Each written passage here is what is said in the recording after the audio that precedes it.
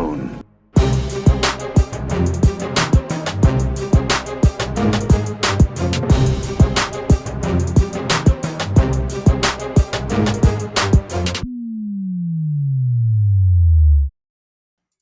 Hello there, and welcome to That's No Moon, a Star Wars Legion podcast. My name is Cockles, I'm your host for the evening, and today's show we have reverted back to what can only be called the Three Amigos, and I'll let you decide which one is Chevy Chase. Today, we'll just introduce him in his usual form.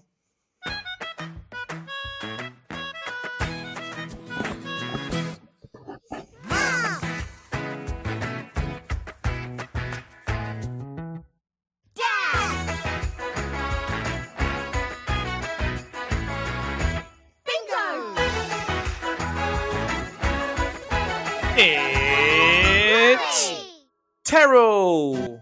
Andy Terrell of Yaxley, Peterborough. How are you doing? Oh, just giving all my address away. That's all right, because the game still exists for the other one of our casts, because he moved and now everyone has to try and find out where he lives again, which is great fun.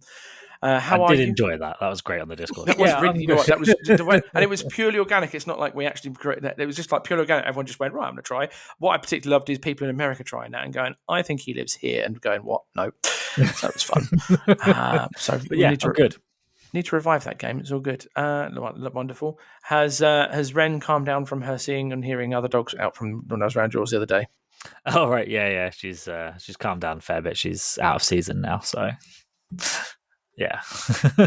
Trying to think of a joke. Not that quick. Never mind. Well, I think she said. There we go. Well, after a small hiatus because he started a new job, because adulting happens, he has returned. And not only has he returned, he's returned looking resplendent, and he's clearly the sharp-dressed man of the group. But so he gets this theme tune.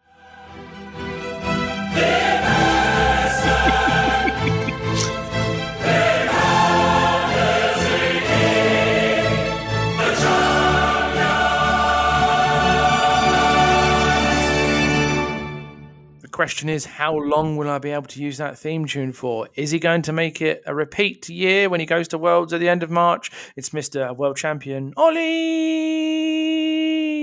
Dyer. All right, well, that was unexpected. I don't know, probably not. This new edition isn't the last one. So yeah, I mean, I've been practicing hard to be keen to see how I get on. It's good to get into. It's good to know you're confident in everything. But I feel like you won't be the only one in your situation, if that makes sense. I feel like the likes of Luke, Jeff, Austin, and Mike and Oscar and the rest of them, they're all going to be in similar situations. I think because it's kind of like who knows you've got that old poker game of you think they'll take this, they think you'll take this. So do they do the chess game of rock paper scissors with everything? If that makes sense. So that's it's definitely an interesting scenario going into it. Yeah, I think my practice is into sort of like the rebel lists and EXD at the moment to try and get those reps up, as I think they're going to be a very high represented selection of lists at Worlds. Should we get a game, you should try running into the little clone list I'm running, which turns out by accident I might have done quite well, but that's pure fluke. So you should try that. Well, it's a bit different, but anyway. So yeah, welcome to the show, everybody. Thank you for listening, everybody. If you are a first-time listener, welcome. We hope you enjoy our takes, hot takes, medium takes, lukewarm takes on missions. We'll also talk about the recent MK event that Andy hosted, because it was a veritable who's who of the UK scene. And obviously, we'll briefly mention a couple of games that Andy and I had, because I have some feedback on what's it called? What did we do the first game where I did not do well? Breakthrough. There you go. Breakthrough. Yeah, just like turn 2. Yeah, I'm not winning that one. Yeah. So yeah, but first things first. Small announcement. Those of you who pay attention to social medias and the Instagrams and the Facebookage will have seen that we put a little post up the other day saying for a giveaway. Our main man of painting, Jack, not Ollie, has been busy beavering away painting what can only be described as a beautiful snail tank, and it's gorgeous. I think there's no other word for it. It's bloody lovely, isn't it, boys? Yes, it is. Good, well done.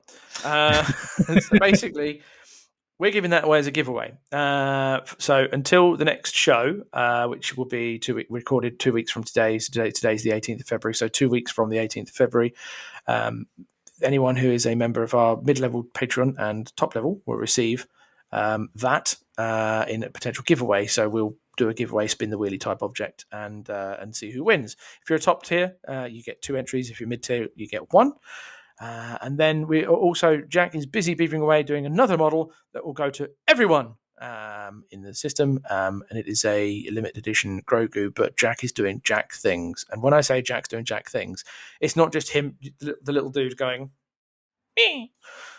It's him with scenery and stuff. Jack's doing his Jack-like things. And if you haven't seen his work, just nip onto Instagram. We've posted a few bits and bobs that he's done. We did a speeder giveaway. Feels like not too long ago, but it was a long time ago now. It was about 6 months ago, I think. Speeder giveaway, and that was painted in the style of Sabine Wren, wasn't it? That was the the air speeder, the T47. Yes, yeah, it was. So he did it in the I think Killy won that, didn't he? It was Killy or Chris Reese, one of the two. Chris Reese tends to win. Chris wins everything. Yeah, so it's probably Chris Reese. Yeah. On another note, Chris Reese, while we mentioned the shout, congratulations. He is now a dad. And if only I had the Daddy Cool little theme button up here, I'd be going, Daddy Cool. So congratulations to Chris Reese. I hope you and the family are doing well. But back to what I was saying, because I was sidetracked. Thank you to all the Patreon supporters. Without you, it's hard to do what we do. Thank you very much for your support. If you're interested in knowing a bit more about what we do, head over to our Facebook, Instagram page. There'll be some more information on there and all that stuff as well. And our Discord, we have our little community Discord, which I love. It's good fun. There's some proper lovely in-jokes in there and some really good stuff in there for list ideas, hobbying, and all this sorts of stuff. So thank you very much. Andy, would you like to say thank you? Thank you very much, man. Ollie, would you like to say thank you? He's not there. He's disappeared, isn't he? No, I'm in.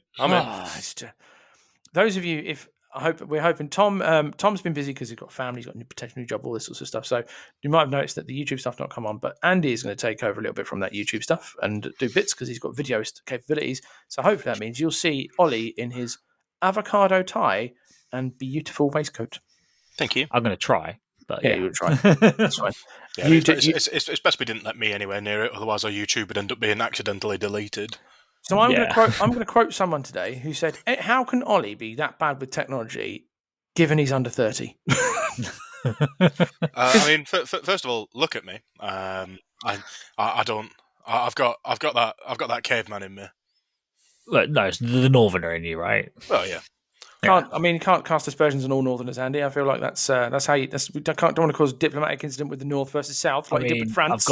I've got Ollie and Tony as prime examples of two Northerners who are inept with technology.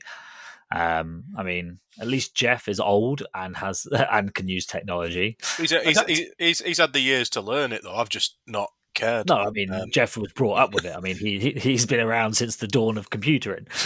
He's been around since the dawn of time. Yeah, he's a nice little pterodact, Jeff. Rumor has it.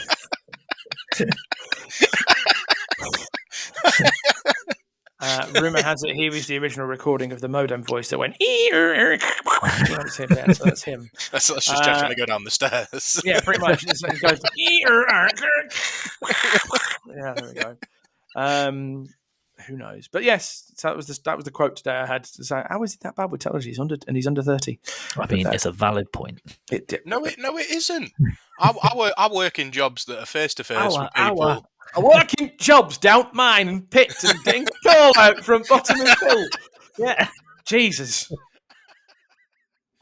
That was. Whereas you, like Andy, works with computers and you work with electric phone lines. Well, they're actually just. I mean, no, I don't. Actually, I think you'll find it's fibre optics. Is what they want to say. Listen, mate, go back to your cave, you gremlin.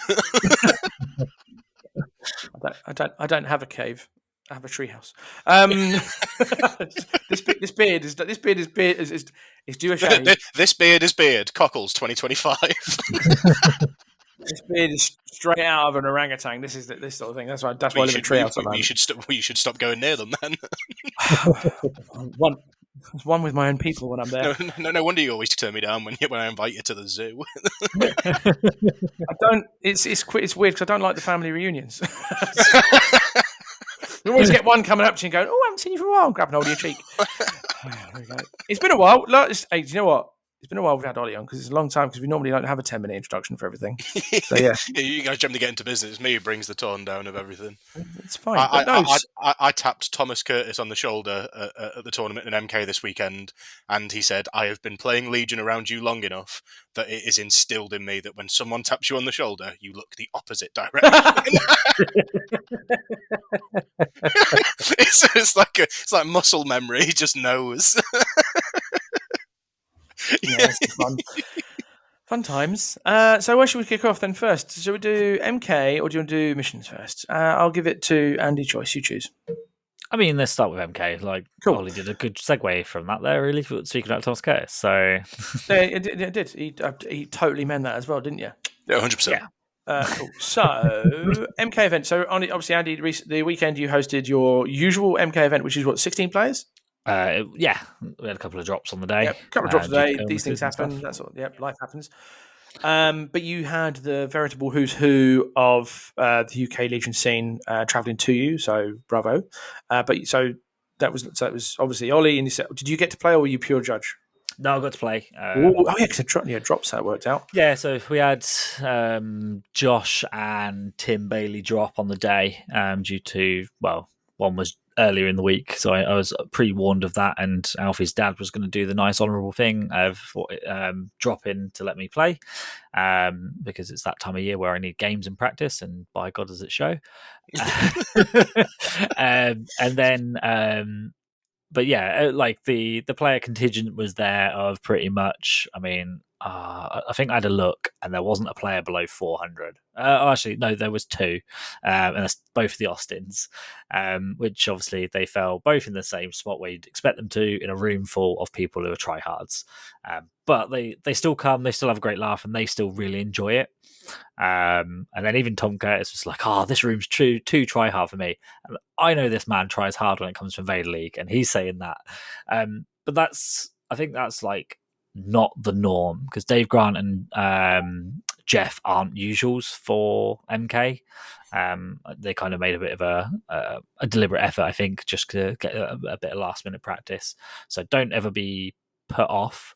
Like obviously with it, because all right, you've got some really good strong players in the room, but every single one of us is usually, like we were talking just before the cast, that even during Ollie's game versus Jeff, we do like 20-30 minutes of just like talking out the game and like actions and decisions making and things like that in the middle of it. So it's not just like, obviously, we're there to beat seals and walk off kind of thing with the prizes, but it's definitely an experience to come down, because you'll learn so much. 3 games in one day is usually the best thing you can do. It's more than most people get in their month of gaming normally. So what you might have heard then was Ollie laughing because yeah. on our little side chat, you mentioned Invader League and I said something about that on there, and he went, "Great spelling," and I purposely misspelled "no" wrong back, so I went "icon," and Ollie just that tickled him. He was like, "I like it when that happens." So you just set me off. I just sit here jiggling like a fat jelly baby. Yeah, because anyone who. So when Andy, or this goes up on the YouTube, should it go up on that? They're randomly going to see Ollie just go. It's going to be like, what? So there's the context. So anyway, yes. So all the who's. Not only are they trying hard, but they're also trying hard to educate at the same time. Yeah, exactly. It helps each other. Like, obviously, it helps us be better players, but also helps the new people to learn, and therefore, because there is an element of like, you obviously you two plus. So did you say it was Jeff and Dave that came? Jeff, Dave, Lila, Ollie was obviously there. Richard College, he's a good player. Yes, he is. Yeah. Of that, last year all bar one went to Adepticon. This year, 4 of those for sure are going. I think we had 4 out of 6 going. Other than Nav, we had the full contingent of players going from the UK. Kev's going from the Netherlands. Yeah, Kev. Oh, Kev So he's Team England. One of the Team England captains, also living in Holland. Sorry, in the Netherlands. Excuse me. But yes, it's all good. So that's pretty cool. So yeah, it was good practice for you all, because I suppose while you all root for while it is an individual event, it's also a team thing, because you like to see your own team do well, that sort of thing. Yeah, except in this sense, it's cool. Andy. Although to be fair, these days me and Andy used to be neck and neck. Now we're more neck and ankle. Wow. Wow. Wow. So, Andy, without obviously, unless you're happy to reveal what list you're running at the moment, what are That's you? fine. What are you? I mean, I know, but for the audience, what are you running and practicing and burning and trying hard with?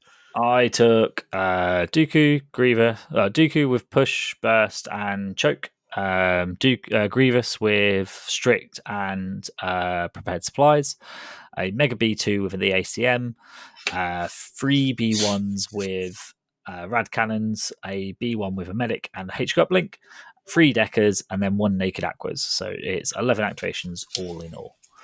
Okay, so it's the same one. This is the same one you and I played last Thursday. Yeah, cool. Yeah, Okay, so like I played you Thursday. I played a couple of games against it the other day against Ollie, Jack, and Joe, and kind of overall the performance of it has been sufficient, kind of thing, to kind of take it to a tournament, to put it through. Like, it's great having the one-off games, but that's not the same kind of thing.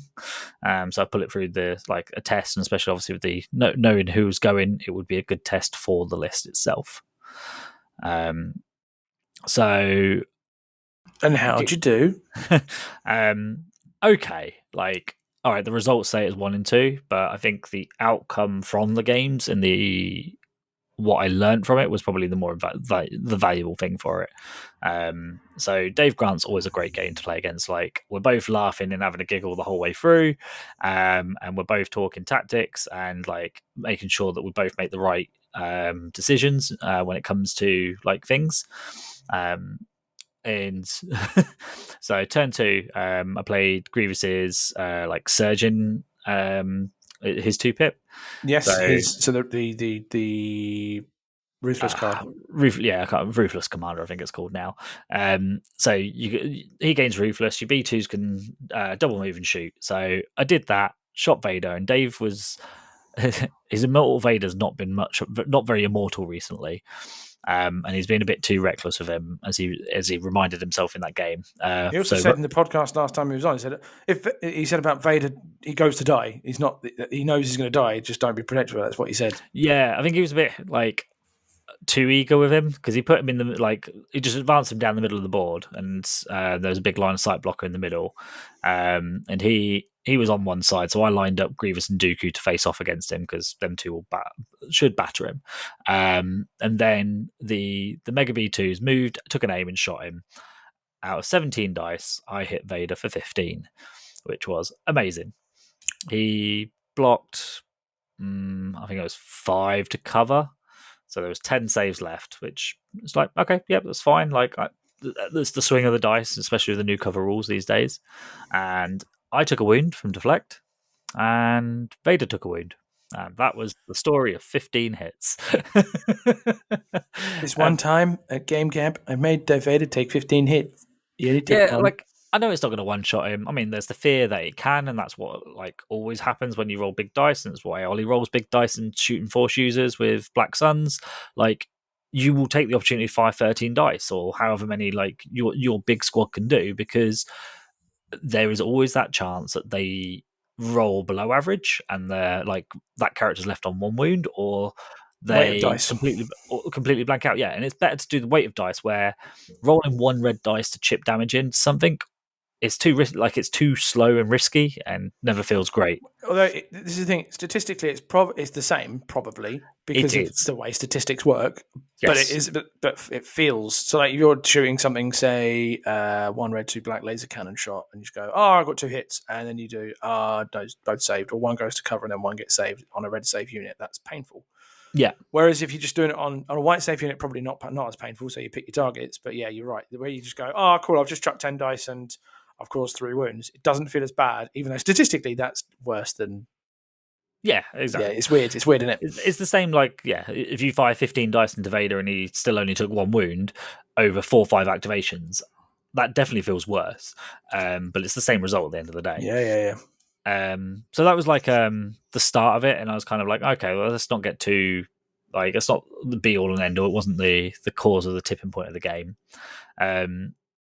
But I carried on, doubled down on it, started throwing my rad cannons at Vader, and they did more damage to Vader than the B2s did, which left Vader on 3 health by the time I'd been with all my rad cannons. So, and that was so it was like what's that for 3 damage and 2 poison, I think he was on. Mm-hmm. So I went with Grievous, shot Vader, and he blanked out, leaving him on 1 health. Ooh.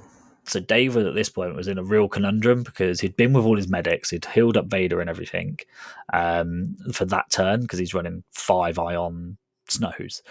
And he was like, "Oh, I'm gonna." He was tempted to burst. I mean, like, this is where we were talking now. It's like if he double bursts behind a building and sits there for a turn and heals up the medics, he comes back the following turn. So he's just given himself a break to recoup. It feels bad, but it could then mean he wins the game. Mm-hmm. What he ended up settling on was just double moving back towards his home point, just back towards his deployment zone, which again doesn't feel great. But with me having an army that's all range 2 and advancing forward anyway on he's going to push. You're going to push forward onto him anyway. I'm going to push forward, yeah. And then Dave did Dave things, and this is why Dave is such a great player. Because he played Fear and Dead Men, which has obviously been changed in the new rules, and I played Fear, Surprise, Intimidation. I need to look at what that does then now. No, you said that. Well, don't worry, I'm going to tell you. Oh, okay. So, okay, fine. So we sat there, and I was like, "Wait a minute, what's the wording on that, Dave?" And he was like, "When Vader suffers a wound," and I was like, "Well, he's only got 1 wound left. Does that mean I only take 1 wound?" And he's like, "Suffers a wound." So we went and checked the rules. So when you roll your attack dice and you score, say, 5 hits, and then you roll your 5 saves, and you say you blank out on 3 of them, you suffer 3 wounds. You then go through the process of allocating them suffered wounds to the character. So in this case, Vader would I would allocate 1 of the suffered wounds. That would kill Vader, but he still suffered 3 wounds. And Fear and Dead Men is when you suffer a wound, when Vader suffers wounds, you suffer wounds. Yeah. So if we were talking now, it's like, so I can burst the speed Dooku in, I can make a Keshi Master to pierce him and take 5 wounds back. And I was like, no. So I sent Grievous in to go and do the job instead. And lo and behold, Dave rolled a surge, and I said, "Oh, Dave, do you want to spend your surge token from aggressive tactics, mate?" He's like, "Oh, no. You can take an extra wound, please." So my Grievous took 4 wounds to deal 1 wound to Vader. That is next level big brain play. It is. It really is, because he could have tried and played a defensive card or anything else, but it was a big scare tactic card because it stops me diving in with Dooku, because then he can just finish my Dooku off, and yeah, it was a really good play. Yep. Even killing Vader that early, I never managed to kind of secure the point. So his snow troopers secured 1 on the right, I secured the left by panicking a dewback all game. But then his home point, he focused down Grievous. I dropped my secondary, which we forgot until the following turn when we were working out the next turn's victory points. And we what were like, was the secondary? Surface scanner. So okay. when you have a scanner, you can score 2 VP if your scanner contests it. And we were like, oh man, that changes the game massively, because you would have done so many different things, I would have done so many different things, and you would have scored 2 VP last turn. So at that point, I conceded because we'd both fucked up, but it meant that Dave would have won. So yeah, as I say, it felt like a good game. I came out of it feeling okay. Like, I'd made a mistake, obviously, when we both made a mistake by not keeping track of things, but you weren't doing the funny walk of shame. No, but I was also recently, for me, I've been getting stomped in games. So to only lose by 1 VP and against Dave, it's always like that felt like a good thing. And I think if it could have gone one or two other decisions could have potentially turned that into a win. Yeah, that makes sense. So you've had your story of the tape. Yeah. Tape of the story, what do you want to call it, for game one. Ollie, who do you have? You're on mute, but that's fine. I had Rich College game one. Oh, okay. So 2 tough games for both of you each way. So he was on double aqua. What are the other vehicles? Triple spider, 2 with flamer, 1 with ion. A selection single aqua. I thought it was 2. No, it was 2. I'm just looking at the list. What submitted was 1. Oh no, it's 2. Sorry, sorry. God. Yeah. I was going to say I definitely scrapped against 2. So Fen and the boy can't read. There's like a basic super tack, some B1s, some had rad cannons, some had other heavies. I think that's Triple Spider's a cool shout. And commandos. A squad of Magna Guard and 2 squads of commandos with vibro swords and sniper rifles.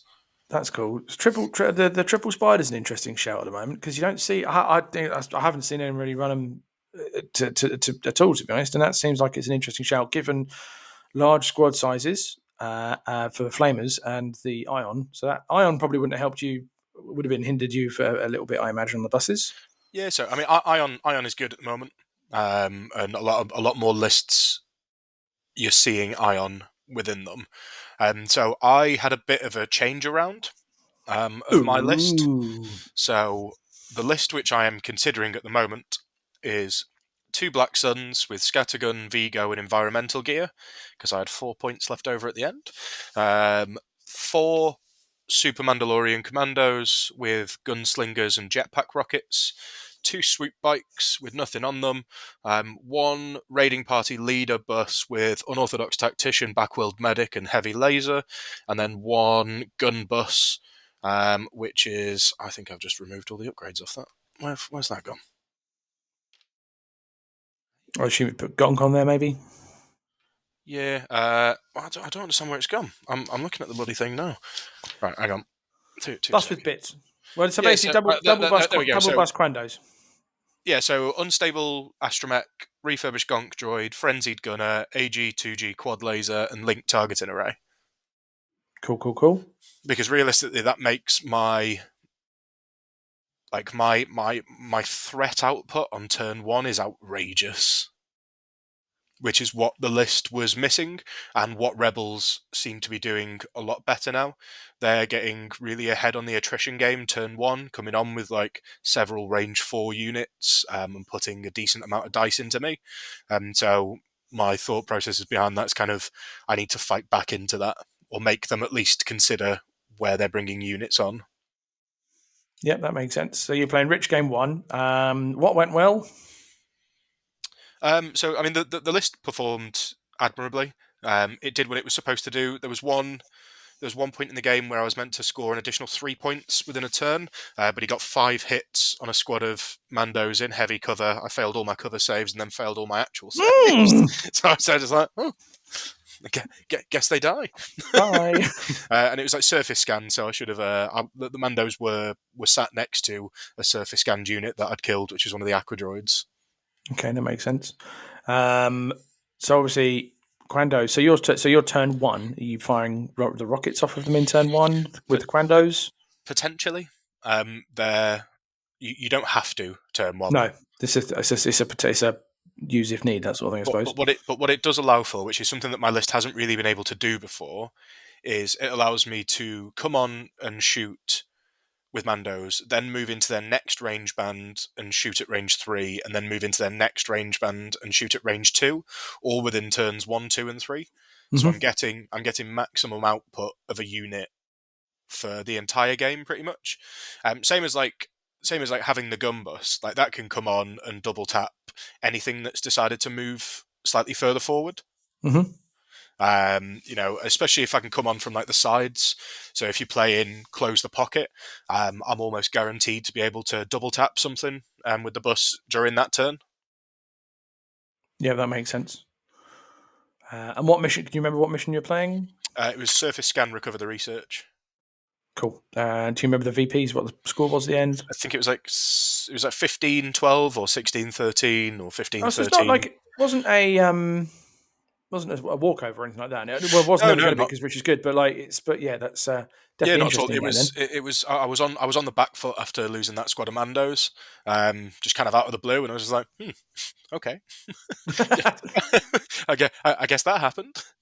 So sometimes the dice come with you, sometimes they go against you. But the fact that the list can still get back on top after losing such a crucial unit early on.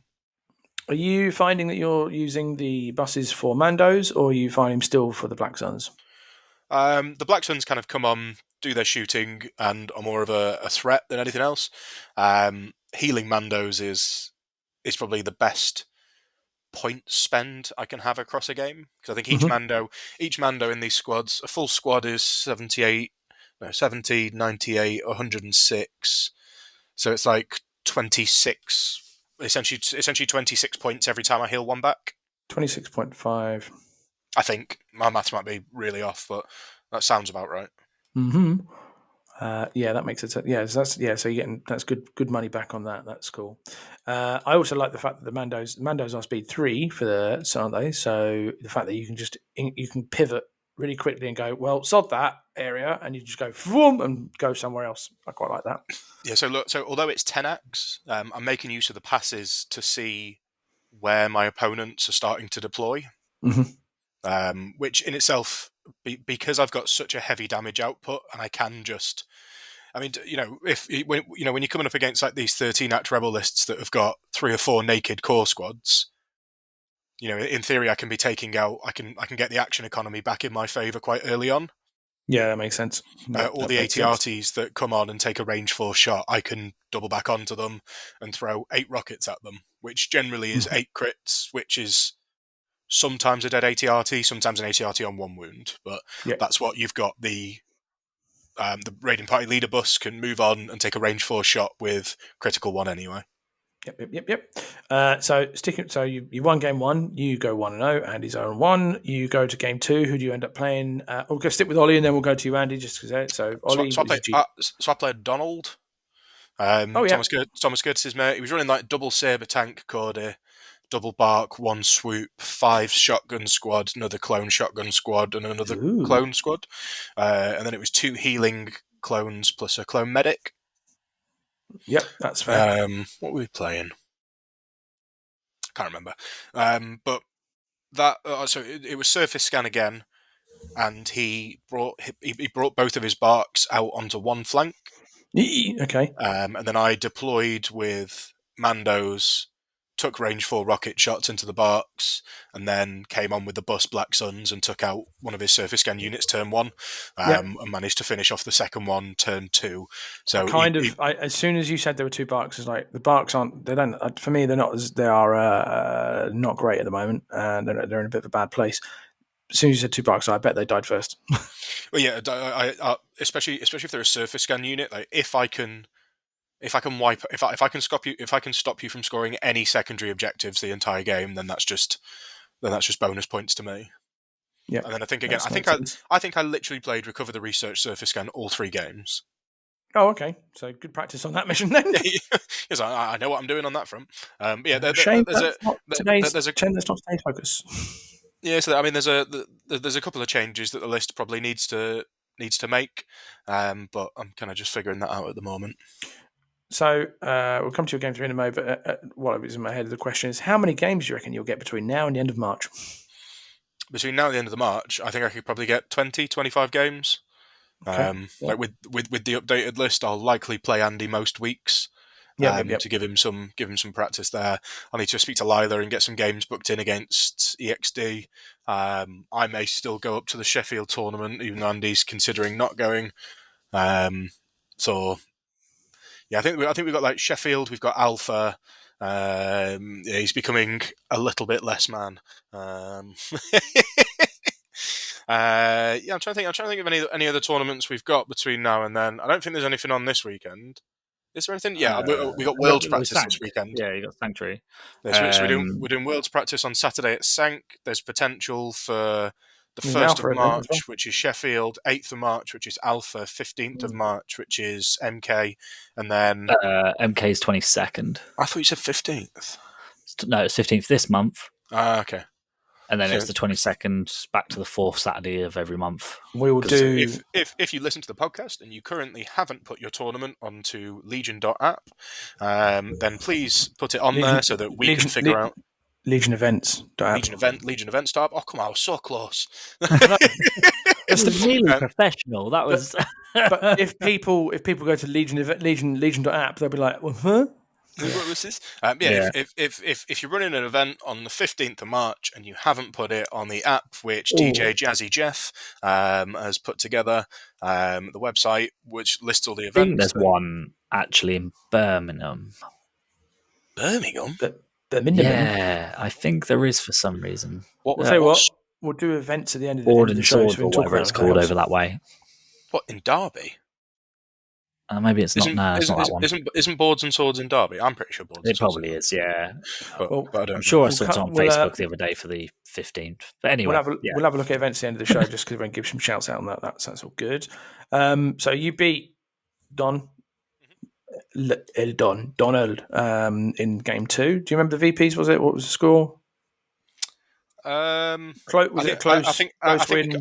I think we called it at like 8 or 9-4. Oh, okay. if only there was a piece of software that recorded all of this information for you. Mate, I It was cannot 8-4. be bothered. It has been a long day. I've had to drive down country roads where someone's car had been melted up, and I had to sit there for 45 minutes waiting. Up. Yeah, I mean, it got absolutely nonced on the front of his bumper. Sorry. Are you allowed to say that these days? So many meanings. to quote Stephen Gerrard, as in like a good portion of the car was missing on the front. I've been hit by a lorry, right? But in a village. Like at that kind of pace, who knows? But yeah, so there was a fire truck in the middle of the road. There was ambulance. There was police cars. I bet you loved all the little blue lights and were like, "Yay, police cars! I want to ride. I want to press the buttons." I may be quite an erratic person, but I'm not a toddler, Cockle. You are. I sound like the ugliest toddler I've ever seen.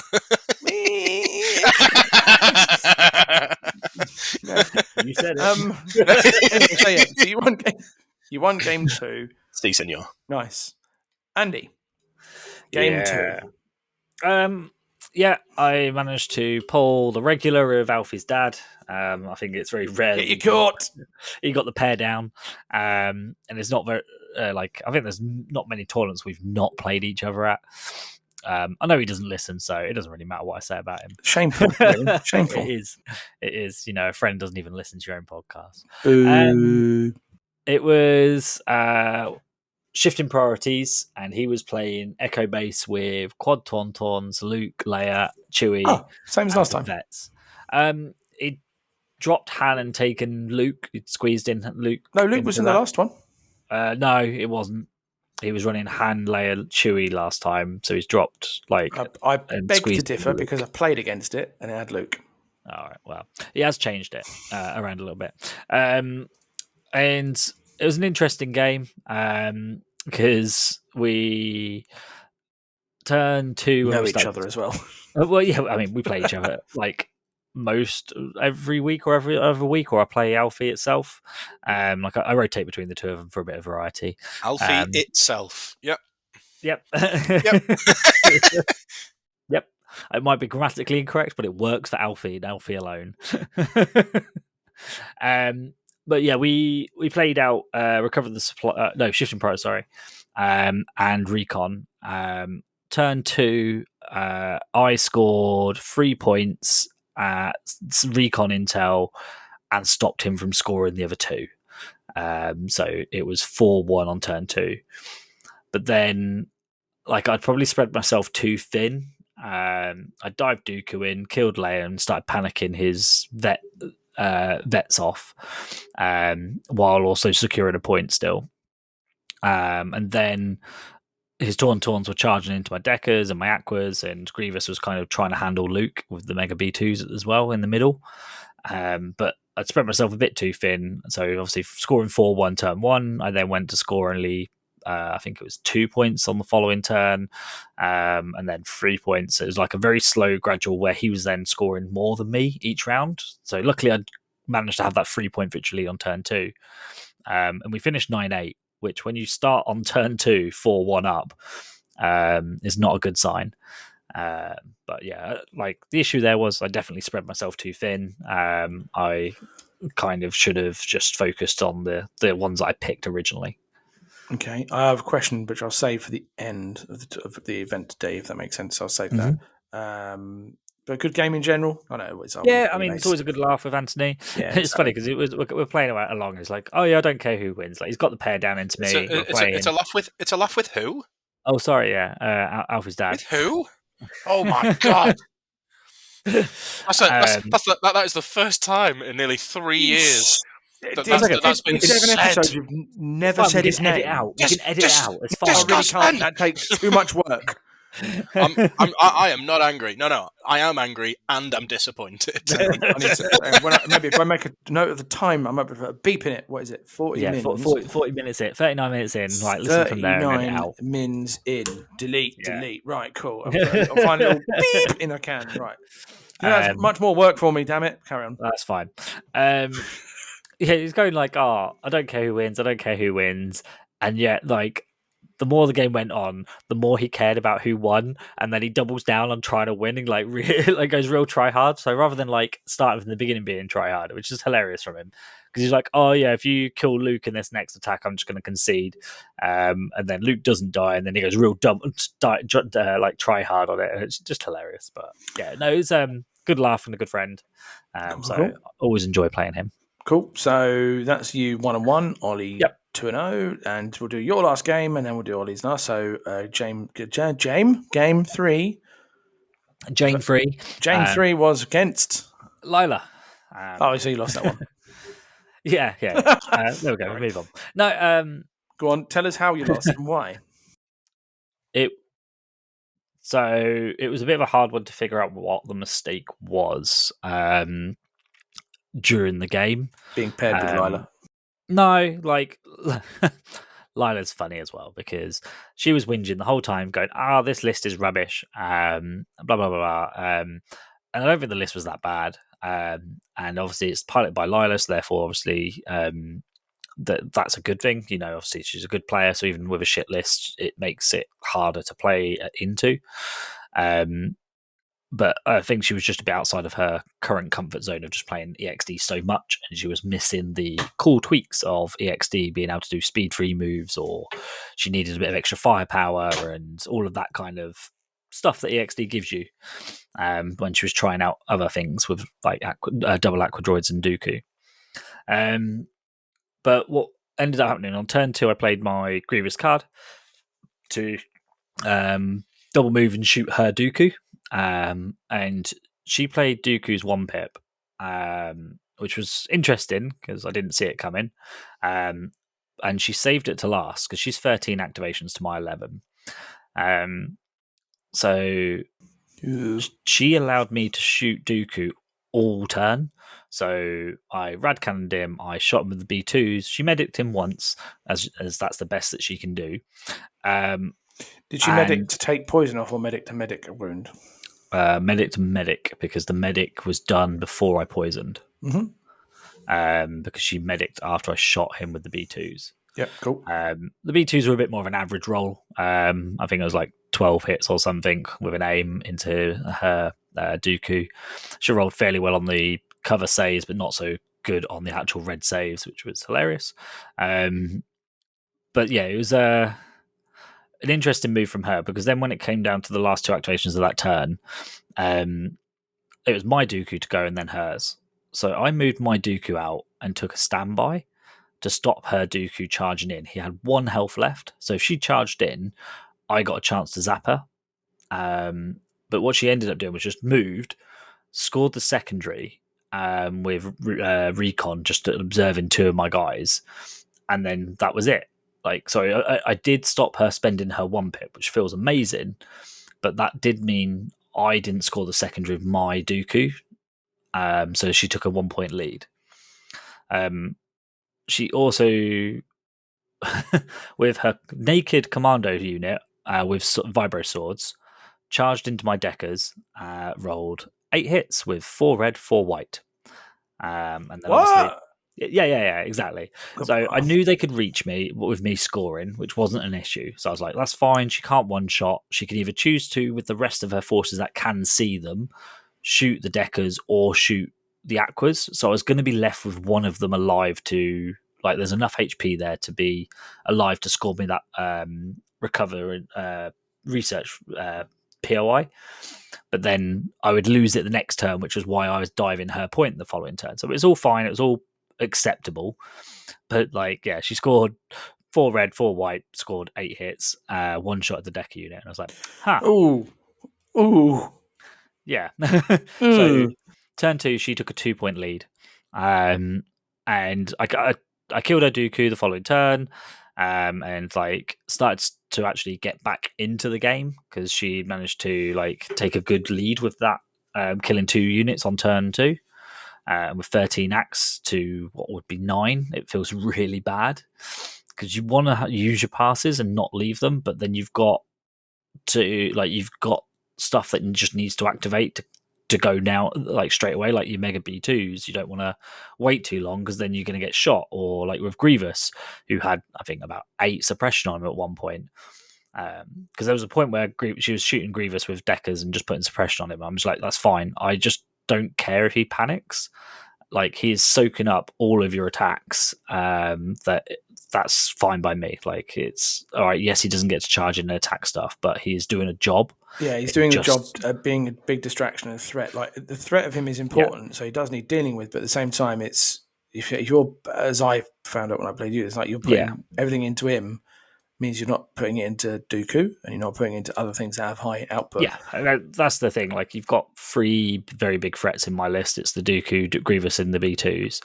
And you can tend to only focus one, maybe one fully or 2 kind of fairly well, which then means one gets there untouched, which is usually Dooku. And then one of the other 2 gets in and hurts you still as well, but is usually half health or something at that point. But yeah, with her, we talked about it afterwards, and we both agreed that the actual mistake from me was taking the standby. Yes, it was the play at the time, but by getting her that 2 VP ahead was made it nigh impossible to catch up. So what I should have done was just double move with my Dooku forward, as I would have normally have done, ready for my next turn, and allow her to dive my army. And the reason for that would have been the recon intel on her Dooku would have dropped in the middle of my army, not in the middle of her army when I kill Dooku on the following turn. Which then means there is a chance that then she doesn't score a secondary at some point in the game, and that can then lead, or she has to start diving units and suiciding them to go and claim it in the middle of my army. So therefore, I've got a chance to like start winning the attrition. Mm-hmm. So that was the mistake. Like, yeah, so it was 2 losses against 2 very good players or top players, but knowing what the mistakes were doesn't feel so bad when you come out the other side. So I'll save my question at the end. We'll do the wrap up. Ollie, game 3. Somewhat debate on this one. What was going on? So you played the Lord and Savior. Which of the scores that we were told are they? I don't even know. It was either 9-8 to Jeff or 8-8 I win on kill points, and I've got no idea which one it was. At last I saw he messaged saying it was 9-8. So there's a few ones to look at. So I spent about 30 minutes of that game talking through my decisions with Jeff, which is silly because Jeff is reasonably slow anyway. Especially in our game. So in that moment itself, I should have lost on that point regardless. So we were playing again, Recover the Research. No, we weren't. We were playing Bunker Assault, Surface Scan. That was the difference on there. So I've now thrown Bunker Assault into my deck, seeing as I've got 4 fast Special Forces unit and like 4 fast durable Special Forces. That's handy. We're going to talk about it soon. Yeah, let's we'll lean on to the segue. So Jeff's running the 12-act Rebels with stuff. I don't know if I can share his list, so I won't. But essentially, like I'd thought, what Rebels like to do is come on with a land speeder or an ATRT and take those range 4 shots into you. Whereas having the Mandos with impact 16, critical 16, and blast is really good at either deterring vehicles or at just tanking them. So Oh, Jeff came so on you with an 8. do know they've got critical. I do now. I didn't for the entire day. I heard that you were re-rolling surges that were critical with an 8 Oops. token. Oops. That's what happens when we're running something I've just never used before.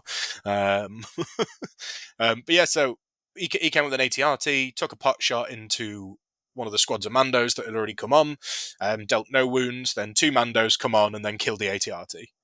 That brings our activation economy down from 1210 to 1110. I made some positioning mistakes with the Mandos. I had one squad of Mandos that kind of went off to the left of the board to go and chase down a unit of swoop bikes, which realistically just shouldn't have happened. I got a good shot into the swoops. They did quite well on their cover saves and then healed back. Whereas that Mando squad should have been just charging up to that bunker point. So yeah, it's there was a few positioning mistakes on that side. On the far side, Jeff comes on with his land speeder and takes a shot at a unit of swoops that I've sort of like baited forward a bit. From that, I'm then able to come on with my gun bus, get into range 3 and take a shot. Following turn, I play, I think it's ambush to go first, place an order on the bus, so it gets an aim, and then I double tap his land speeder to take it out of the game, which is then putting us on evens in terms of allocations. A few movements where I kind of like Din was very well positioned to be on a piece of terrain that I couldn't even see him, so I was acting mildly stupidly as if he wasn't there, which again sort of caught me a little bit off guard when moving forward and trying to get decent positions in. Bad Batch come in and do what Bad Batch do best. They kill pretty much whatever they target. They think they took out. I think they got about 8 hits or 10 hits into a unit of Black Suns. Light cover took 2 off, and then I lost 5 out of 8 that were remaining, which obviously not ideal when you're trying to throw down with Black Suns. Yeah, so there were a few positionals that I think I definitely could have done better. I think Jeff got quite a lead in the first turn. I think the lead was by about 3 points. So kind of just moved it through. But I think by the end of the game, I was left with 9 activations because he'd killed a unit of Black Suns, and I'd reduced Jeff down to 6, I think it was. I think he had like a sleeper cell model with a man left in it, a rebel trooper squad. Oh no, they went at the end. So on the left side of the board, he had sleeper cell with a guy left in it, and nothing else on that side. On the right hand side, he had Din, Bad Batch, and a unit of rebels with 3 guys left. So my damage output into rebels, where before they've been tanking me in the early turns, really took a switch. So the list is looking like it works for what I want it to work for. Do you think you would have the same output? Sorry, it doesn't sound like a question, but do you think that would make a difference if you're playing a red save army? Not necessarily, no. So, if you're going into Empire and I see Dark Troopers or I see Dewbacks across the table from me, the impact is still really good. And to be honest, 16 red into any unit in the game is pretty good. Yeah, definitely. So like 16 red kills. I think it's like any. So realistically, it kills any 5 wounded, even surging character, and non-surging. What is it? I think non-surging it kills any 6 wounded character. If we're looking at it from from averages, so say Yeah, like averages. Even at 16, so if Grievous comes onto the board and he doesn't have a dodge for some reason, 16 red should kill Grievous. He's 8 wounded, right? I'm not making that up. Yeah, he is. Yep.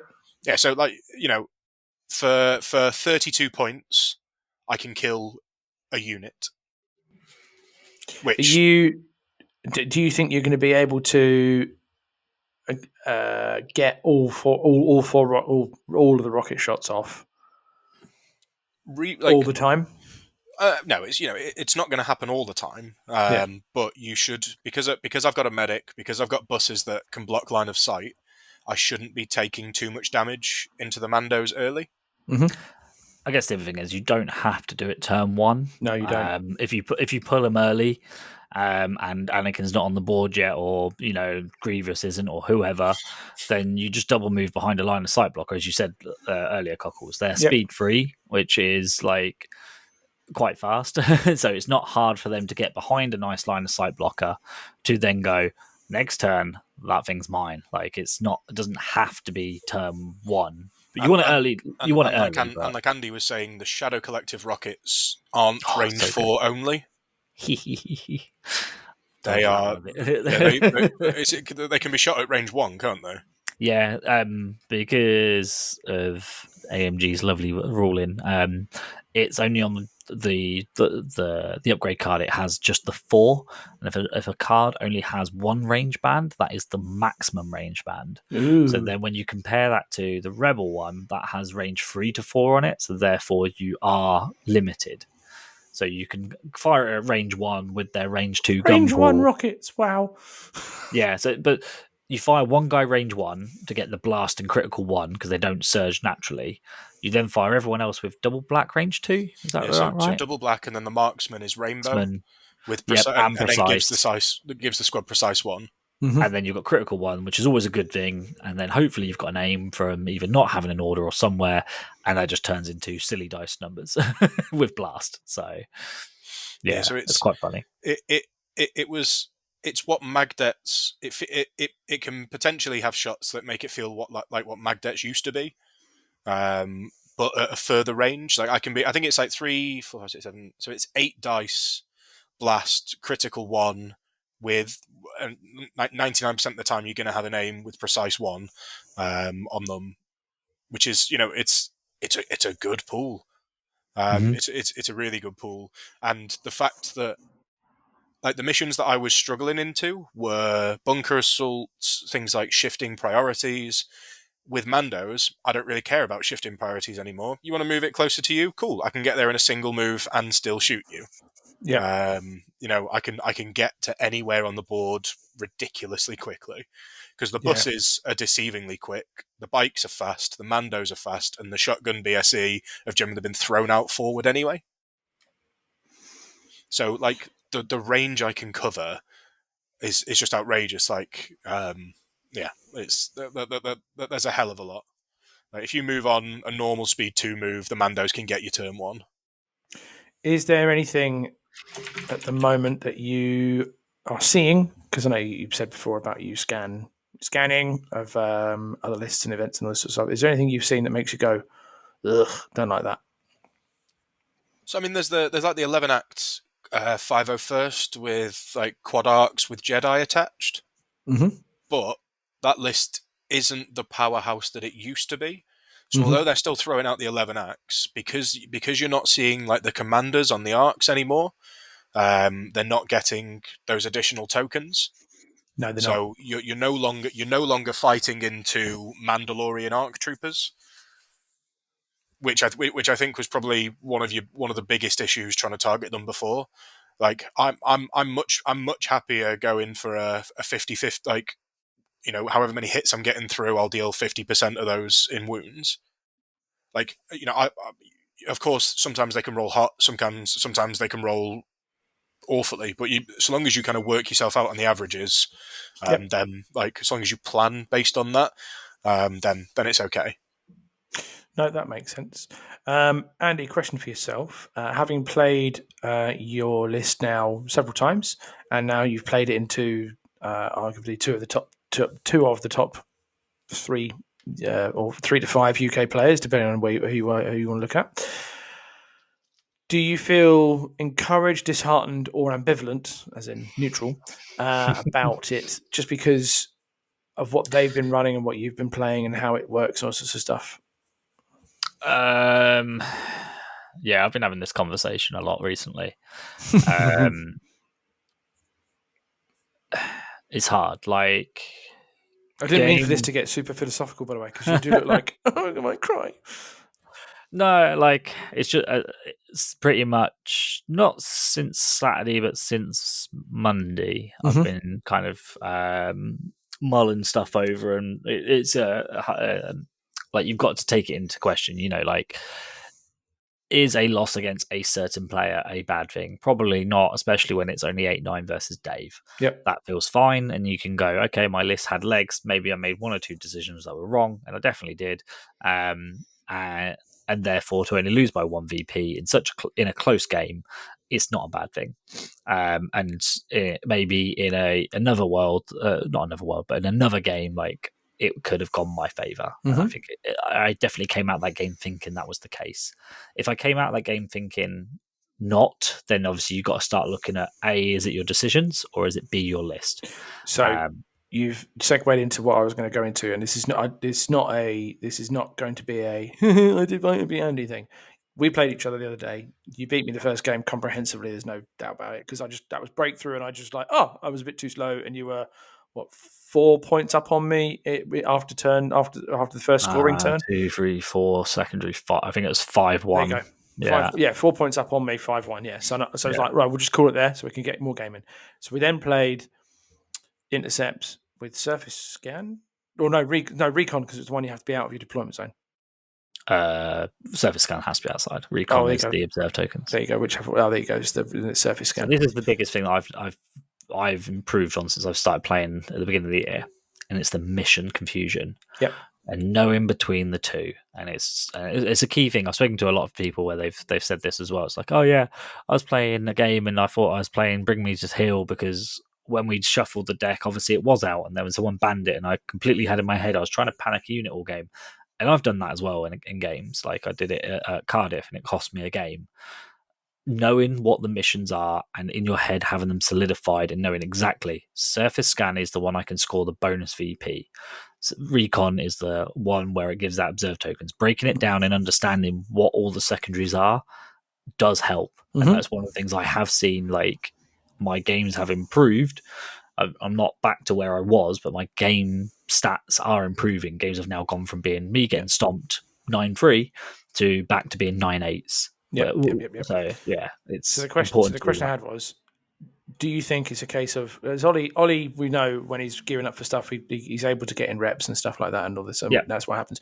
Are you thinking of the same mind, that it's just once you crack out knowing the decisions you should and shouldn't make, i.e. the scenario you and I both had of I should have shot your deckers and I chose not to shoot deckers, and they were a scoring unit in an intercept game, and I was like, afterwards I was like, of course I should have. And even then and all that sorts. And the one you had where you should have shot one of the units that then came back, I was able to move it. I was able to move it to claim. Yeah. You should have killed Cody and all this sorts of crap. So you meant you lost on points. Again, close as hell. Is it a case of your reps and reps and reps will help you get into the case of you'll frequently make the decisions you should make, and you'll eliminate the decisions you shouldn't make?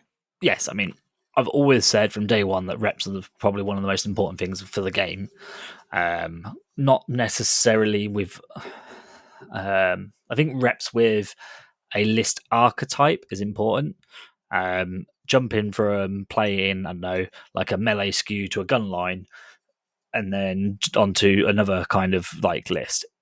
Like, if you're constantly changing your list format and style, that's not a great thing either. Like, your lists, it still needs to have some similarities, because, and that's probably one of the things why Lila wasn't enjoying playing the list that she took. It's a completely different playstyle to playing EXD. EXD is very cagey, very gunliney. Her list it still had a gunline element to it, but it wasn't cagey. So, like, there is a transition period if you are jumping between that, and that comes from repetitions. Like, the more games you play, the more you'll get used to that new style.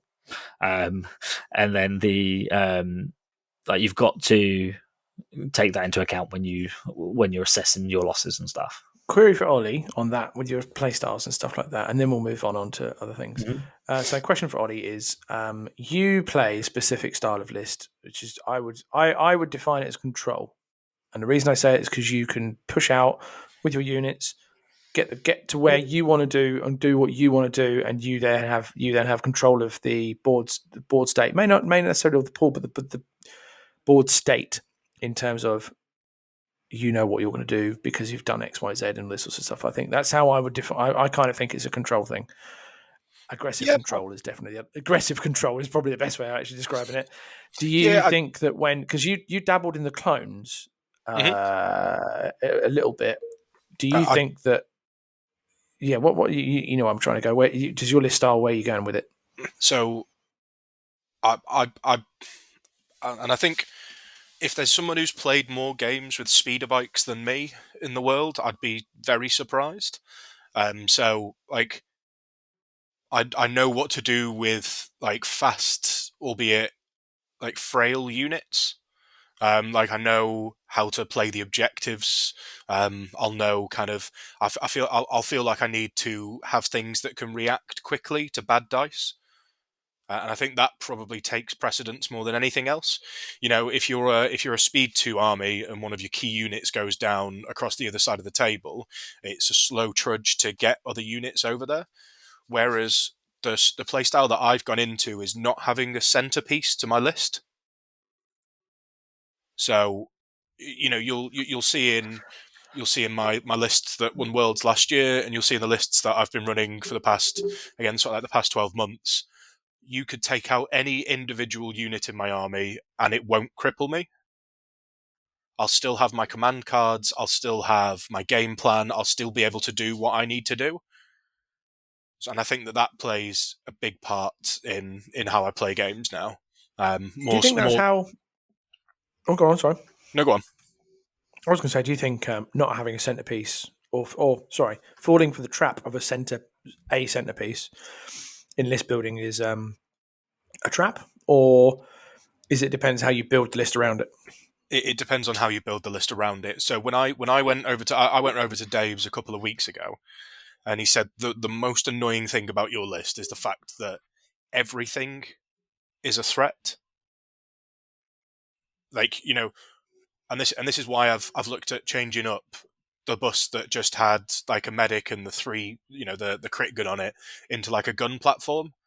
It means that everything in my list can throw out good dice, consistent dice, and can push the attrition more in my favor. As well as being able to move to anywhere you want really quickly. So, you know, like buses being able to score both points on recover the research, bikes being able to get over to your opponent's points on shifting, and, you know, close the pocket. I can, like, realistically, if I wanted to, I could put 10 units in the middle on turn 2. Because I have the speed to get there if I want to. But it means that I can look at how the game's going and go, right, here's what I need to leave behind, here's what needs to sit here.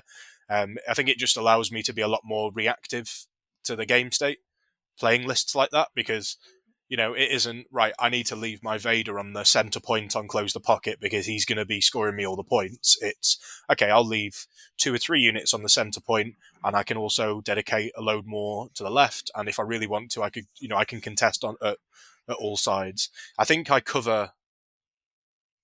like with my list, I can cover up to range 5.5, turn 1, in terms of threat range.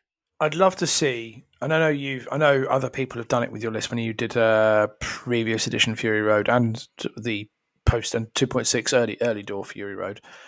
I'd love to see like me play your list, Andy play mine, and all us 3 mix around to see what results we'd get, because I do think we all have a very sort of different style. Well, Ollie would go 0-3 with droids because it's droids, and Ollie can't stand them. I can't stand them. I'd rock up to the table and then drop because I'm making a point. Can't do that. Andy did the thing about that. At least you would have turned up to the event. Yeah. Listen, I mean, if you didn't turn up, you still get a win, mate. Yeah, apparently so. Which is what I'm trying to have out with Longshanks at the moment, you scumbag. That's what you get. That's what you get. That's what you get. You've removed my streak, and I'm there like I wasn't there, and he's there like, but you got to win, and I'm like, I know, I wasn't there. Well, Whoopsie. All I need you to do is send an email, but you won't do it. Would you do it if it was the other way around? Meanwhile, Yes. Andy's sending the opposite emails going, this is for his own good. It's his own punishment. This is what he gets. Listen, mate, like, the cider the cider takes a turn, the Jaeger bombs come out, and I'll lose all sense of where I am. Anyway, so that's the end of the MK event now. So it all went well. Obviously, everyone had good fun, which is always nice to see. MK events are always good fun. Admittedly, I don't get to go to them as much as I would like, but hey, adulting. Time to move on. The serious stuff. So we obviously are continuing our what's the word? Section. Segment of doing missions and submissions, secondary missions, I should say, for review. And this week it is the turn of bunker assault and sweep and clear, and then just for poops and giggles, fortified position. And we'll do that first. Oh look, it's your green one, whatever they're called. The advantage. It's your advantage. Only get play 3 barricades. Done. Thank you very much. I don't think we need to do that anymore, do we? No, so if you're putting this in your deck, I would need to ask you why. Just simply because cockles, the face that you've frozen on was phenomenal. Then, so what? It's the one I've got. I can't move it. Sorry. you need to be asking yourself, why is it in your deck? In old edition, blocking 2 hits guaranteed was a reasonable thing to do. Now blocking 0 to 2 hits. Well, it obviously depends on the dice pool, but now blocking at a minimum 0 makes it an upgrade, makes it a card that just should never be taken. Yep. There are so many other good choices you could be going with. Correct. So that's for Andy. Anything on fortified? No. So there you are. That's just unfortified. Fortified's terrible, and it's not even close.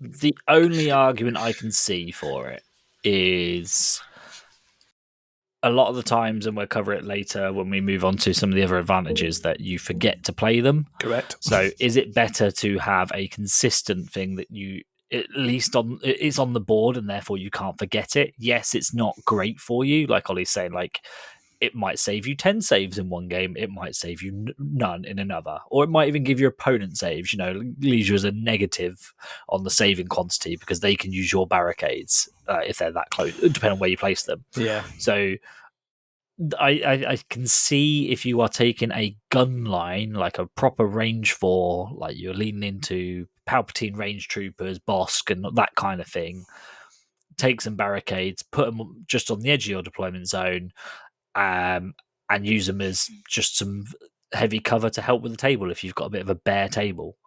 But that's the only. The other option is to remember the cards.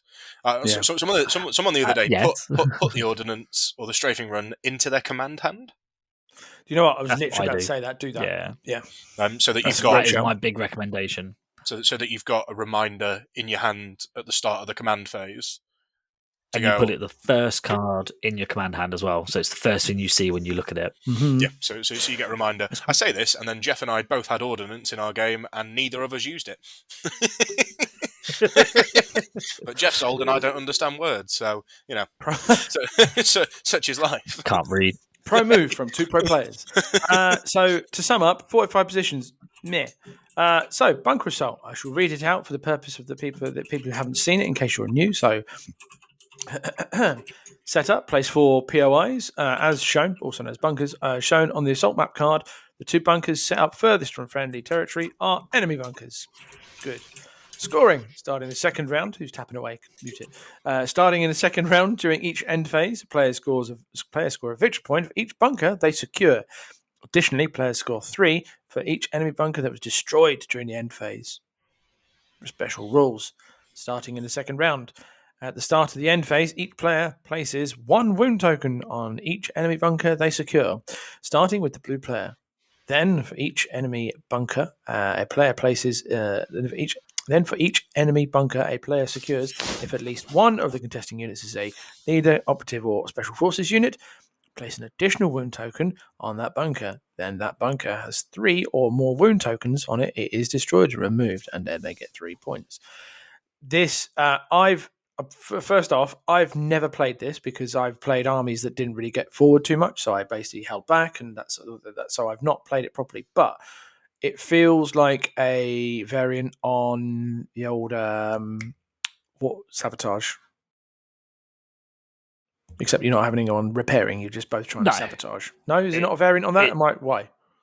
It's probably closer to key positions because if your opponent dives forward for you towards you to score your points, then you've got the advantage of being able to sit there and shoot them off because you have to control the points. It's not just sit there and you've got no one who's a bomb carrier or anyone like in Recover the Research where it's like a special unit kind of overrides the control thing. You just need to be contesting. They physically have to control that point to put 1 wound on it. So you've got to do... Or it's 2 wounds if they're controlling that point and they have a commander, operative, or special forces unit on that objective. They still need to be controlling it. So yes, they can dive that point with 4 or 5 units. If you deploy your army central and they dive that left-hand point, you can just counter dive with the rest of your army. And you get to gun them at the same time. So it's very much the old key positions. You wouldn't dive the middle point unless it was the last turn. You'd kind of sit at your deployment zone, you'd sit at the edge and ready yourself up on your safe key position and try and plink away, start to win the attrition, which would then give you the advantage for the dive on the final turn. And I feel like this is also a similar thing. You kind of sit in your deployment zone, ready to counter anyone who dives to make sure that they don't outposition you and like accidentally put a wound on. Because every wound is also, if they're controlling it, is a victory point as well. If they've not blown it up. And then if you've won the attrition war, then turn 5 you can double move onto the point and they can't do anything about it. Or even turn 4, whatever point you've won the attrition. So for me, I see it more as an old school KP. I don't know if Ollie feels the same. In most lists, yes. In mine, probably not. Because you flood a point? Yeah, because I can flood it so quickly. Like, turn 2, I could, if I wanted to, like I said, I could have 10 units sat on that objective, and I have portable line of sight.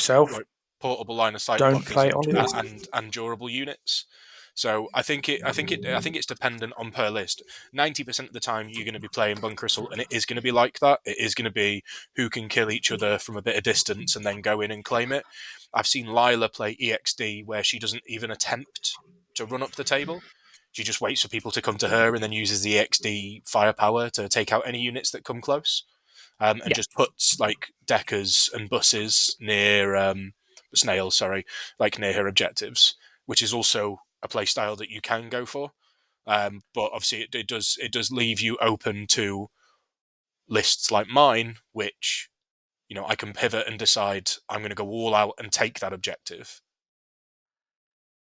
Yes, I mean, I think you can dive it, but if you are deployed sensibly, I think this was when I first started playing this mission. I'd make the mistake of I'd kind of play a bit like Breakthrough, where I would deploy some units on the left of the left POI, and then I'd deploy units to the right of the right POI, and you'd kind of like flank round to try and grab their thing, kind of thing, but it's such a bad tactic. It was, I don't know, it was obviously very early on when I was doing that, and a lot of the discussions hadn't been had by that point, but I think if you deploy central between the two, then you're at least in a position to be able to react to you. And especially against your list, if you've got, like you said, like 10 units dive in 1 point, you can win that point for 1 turn. I'm not hearing a word of that, mate. Your signal's crackling out, or it's mine. I don't know. Is it cockles? It was not. I heard it fine. Right. I can hear that. It must be my signal. Go on, Andy. That's fine. So I was going to say, like, if you dive up a point with 10 units, but I've managed to shoot some of them on the way in, like, not managed to kill any, but I've managed to, like, maim probably all of them. I can allow you to win that for one turn only. That's also one thing to consider. As long as you know that you can finish off some of them units to then give you the advantage to stop you from ever scoring it again. Like that's also one thing to not worry about. It always takes 2 turns with Bunker Assault to win the game. Like you can have one turn to let them go, oh shit, you've caught me off guard, you've piled more units on the left hand side than I thought you was going to be able to, because you've, I don't know, turned just speeder bikes and triple moved onto the left one and not the right one like I thought you was. And then it's the following turn that I have to. Like, it does put you on the back foot, but that's something to bear in mind. Like, it takes 2 turns for them to win the game. Yeah, and that's where, like, when I've been in like the design stages of the most up to date list, Too Fast, Too Furious, the Dog Eating Bandits. Now.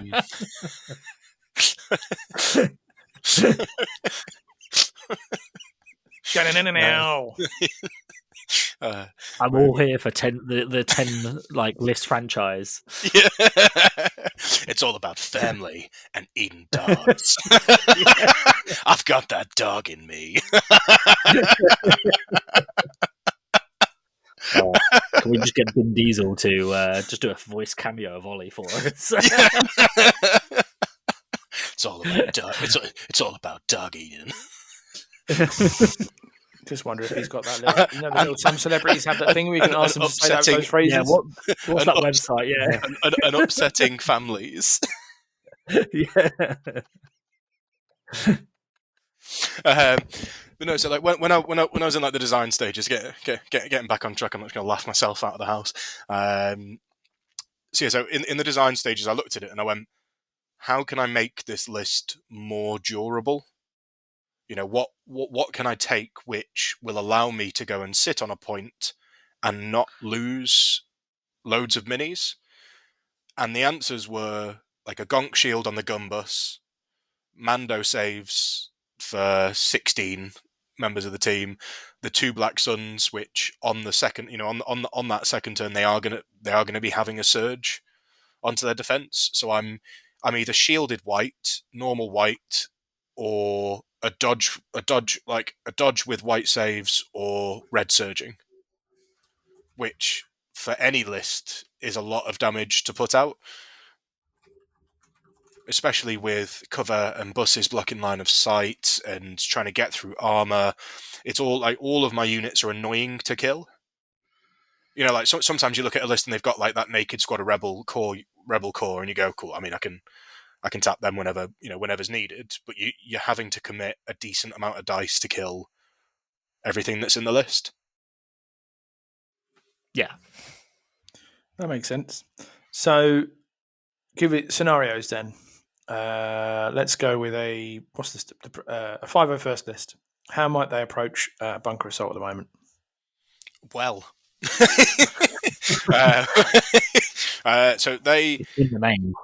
Yeah. So, at the moment, the 501st lists that I've seen anyway are wanting to run as fast as they can at you. You've got the Jedi now in the ARC squads. You've still got Anakin running forward and doing nonsense. You've still got the squads that can sit back, i.e., the sniper squads. You've got ARF troopers who are good at sitting back and holding objectives and giving you covering fire on the way in. You know, that it's still a really versatile list. I think that's probably the best clone list that's out there. I'm very happy to be told no, as I don't know quite enough about clones. But the fact that you are getting, I'm going to build a list for 501st, and I will reveal it in a couple of minutes. But I'll let Andy answer on some of the rest. I mean, for me, if I'm playing 501st, I think, as I said earlier, the way to play this mission is it's in the name. It's bunker down, and especially and clones do it the best. They always have done. Like castling is their king job. Like they've always done it so well. So it's their king job, bruv. Yeah. but Ollie does make a valid point though that 501st is kind of designed to run at you. But I think that what they can do is they can have like their ARF units behind the ATRTs or commandos, providing cover and fire as it kind of would be and shooting from a distance while the arcs get in. I think turn 1 and 2 are going to be pure positional to hide Anakin and arcs behind line of sight blockers, ready just to flood a left or right point and hopefully win that point. I do think it is a televised plan normally because they are like moving to hide and then they will. It's obvious they're going to flood the right because they're not a mobile army. Like they're only speed 2. I do like the word that you said. It was a televised plan. Yeah, I know what you meant. Telegraphed. Televised. Hey, we've got it. Twitch. We'll watch it. It's all there on Twitch. But yeah, exactly. I know what you mean. I know what you mean. I'm sorry, I just couldn't help it. It'd be a bit pedant. Yes, I know because So 5-1st, they know they're going to go forward. It kind of like, yeah, I know what you mean. Interesting. The next theory, I suppose, is so you've got the clones. I suppose the prevalent list about the rebel lists that are at the moment. So the ones with the infiltrators, the sleeper cells. Excuse me. Are they doing something similar? Or are they able to hunker down as well? Because the white saves, they can't really sit back as they'd like to because they'll just get picked off easier. They do, but I don't think you're sitting back with white saves. You're sitting back with your range 4 armor. Correct. And then you're moving up with your sleeper cell and Bad Batch. And again, I think them units kind of fall under the close range. So turn 1, they're going to scout on and double move behind something, ready for turn 2, pop out, shoot something, win the attrition to try and start scoring turn 3. The other kind of angle that Rebel players can go for is with 13 activations, they can just really flood like a side. Leave their vehicle, the ATRTs and the whatever other range 4, like if they've got Pathfinders or anything like that. Leave that kind of stuff sat on your back points because that's always something some people can forget with bunker assault. I've done in some of the earlier games. You still need to control your own ones to score it. Yeah, because it's not contested control. But it's you still have to control your points. It's not like Breakthrough where you can just abandon your point. And a lot of people forget this about Breakthrough. You can abandon your point on Breakthrough and you still score it, which really confuses people. And Intercept, you can control your points, but you can't score it. So if your opponent dives it with 2 and you have 3 on there, all you're doing is denying them a VP, which obviously is a good thing. But yeah, it's knowing that you've still got to have some units back. So your ATRTs are your perfect options for that. And then you can also pivot quite quickly to go and move from the left one to the right one. Yep. I suppose weirdly, your droid list would probably like this mission because your ruthless turn, you're going to do ruthless things and just shove them all up, that sort of stuff, I suppose.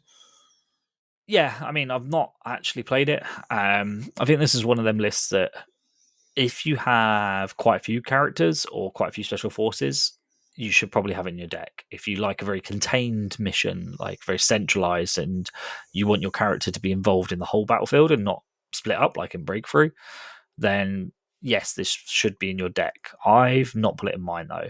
I do have 2 characters, but I've not. Maybe I should. I might put it in mine now that mine has 2 commanders, operative, 2 special forces. I mean, I think I might put it in mine because my current win streak with Intercept is 0 points, and I've played 6 games of Intercept this year, and I've not won a single one.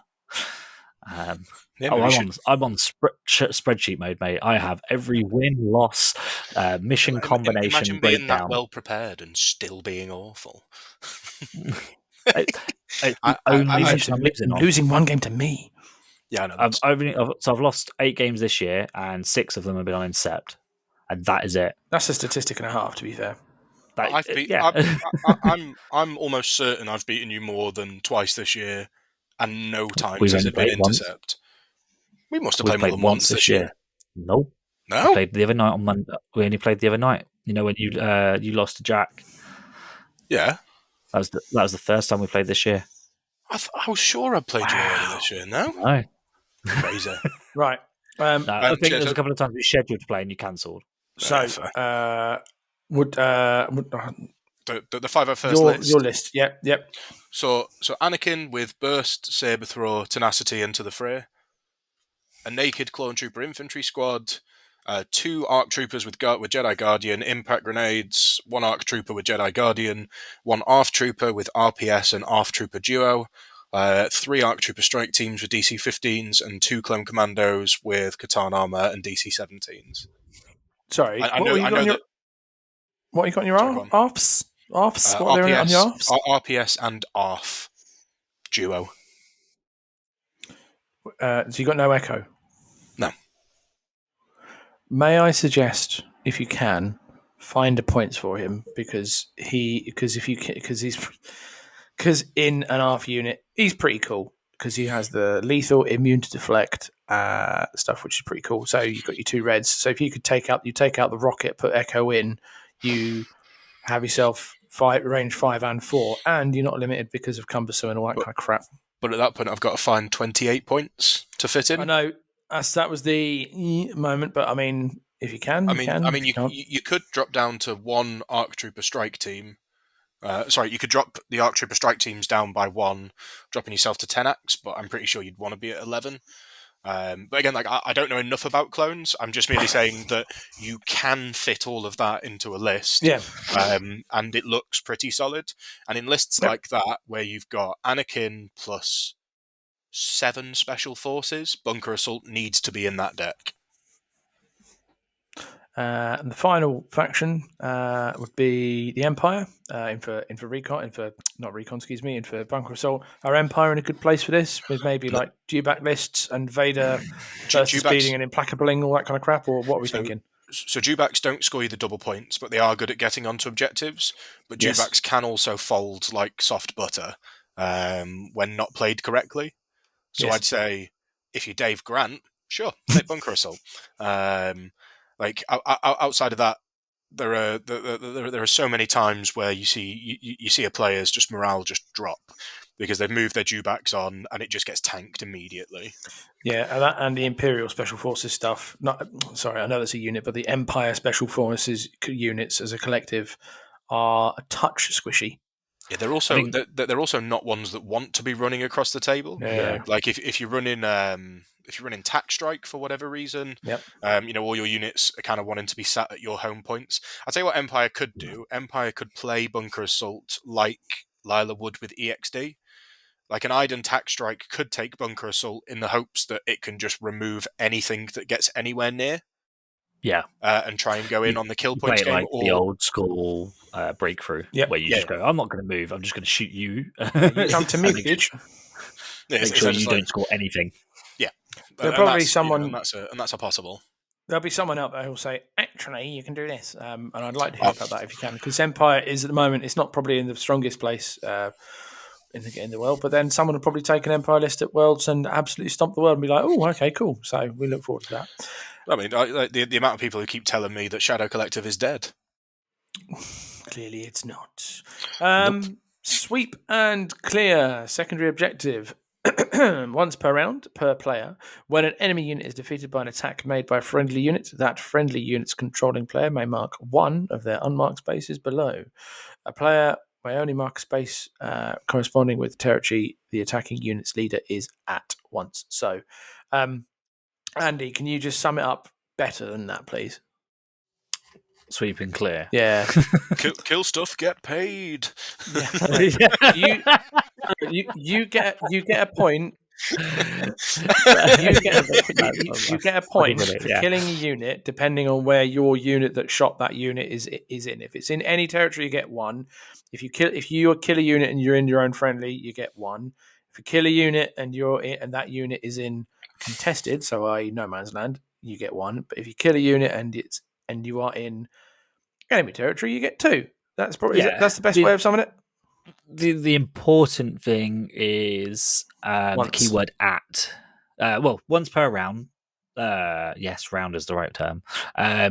the important thing is the word at, because you don't have to have your whole base within your opponent's deployment zone or within your deployment zone. You can be overlapping both, and you get to pick which one you wish to apply. That also means you don't have to move as far if you're like trying to score the enemy territory one. But yeah, that's probably the biggest takeaway from it. The first three are the piss easiest. And friendly territory can be hard depending on your list. If you like, my list doesn't run that because I'm running loads of range 2 stuff. Therefore, like, it's going to be hard for me to kill something while inside my deployment zone. I imagine it's similar for you, Ollie. Like, you got the buses now and your rocket, so actually it's not too hard for you. Yeah, so I take it in my list because almost on almost every mission in the game, all of my units are going to be outside of my deployment zone. So it's going to make it harder for you to score those 2 points, and swoops are very, very good at winning the enemy territory, as well as buses. So there, there's especially now with the gun platform, I could come on from the side with a bus, shoot, then move again to be touching your territory and double tap something anywhere on the board. Well, anywhere within range 3 of the bus, obviously, but that's if I'm touching your deployment zone, that's a reasonable distance. Yeah. I don't think you should. I don't think you should be running it if you're running things like the Wookiee battle force. No, because mostly because I agree. It's unlikely you're going to be scoring friendly territory. If your opponent is playing well, it's going to be hard for you to score enemy territory. So really, you're only giving yourself 2 guaranteed victory points a game. I'm gonna put a query for you now. Sorry again. I was going to say, to answer your puzzled face. Yeah, so I had a query for you. It's like, do you not think that this secondary paired with different primaries might say, actually, no, Wookiee Battle Force, say they had intercept the signals, and you want to keep one back to make sure you can cover your own home point? I don't think that you should be hoping for one primary when considering what secondaries you're taking. Oh, it doesn't have to be just that one. I was giving that as an example, but also Bunker Assault is one as well. Like, the problem with Bunker Assault, if you're playing if your opponent plays the way we just described, where they bunker down and defend it, and then we'll try to win the attrition. Yes, that gives you the opportunity. So, as Ollie's trying to point out, like, that's a 1 in 3 chance of you playing that one mission for that combo. What happens if you get sweep and clear on Close the Pocket, where everything is about engaging in the middle of the board? Like, you're never going to score enemy territory, but if your opponent's got speeders, they can score the enemy territory, and it's the enemy territory that's the one that will score and win you the game. It's not the other 3. They kind of help, but it's the enemy territory which will either win you a game or lose you a game with that secondary. Assuming that Battle Force doesn't take the flutters. I assume they do take it, but yeah, even then, I mean, the flutters give you the again, but your flutters are very rarely in your territory. No, but you can have, and for instance, if I come across a Wookiee battle force in my games and I see a fluttercraft on the other side of the table, the rockets are immediately deleting those fluttercraft. Bye-bye. Is they're just like, well, you've got no cover, and yeah, it does have cover. Not anymore. It's got blast. It has immune blast. No, what does it? Screw you. I believe it does. It's immune blast range 1, or is that just the? I'm checking. Rebel speeder. I'm not sure. It's a unit I don't really come across too often, so I'm immune blast. Yeah. Oh, how interesting. And range 1 weapons. So give immune blast and range 1 weapons to speeder bikes, you cowards. Well, no, because they're not flying. Yeah, they are. Yeah, they are. They're speeding. They're hovering. They're cruising. But no, so I think there are certain lists. On a swoop bike now. Yeah, they're swooping. I think the fact that a swoop bike can over in a fluttercraft will never not be funny to me. It's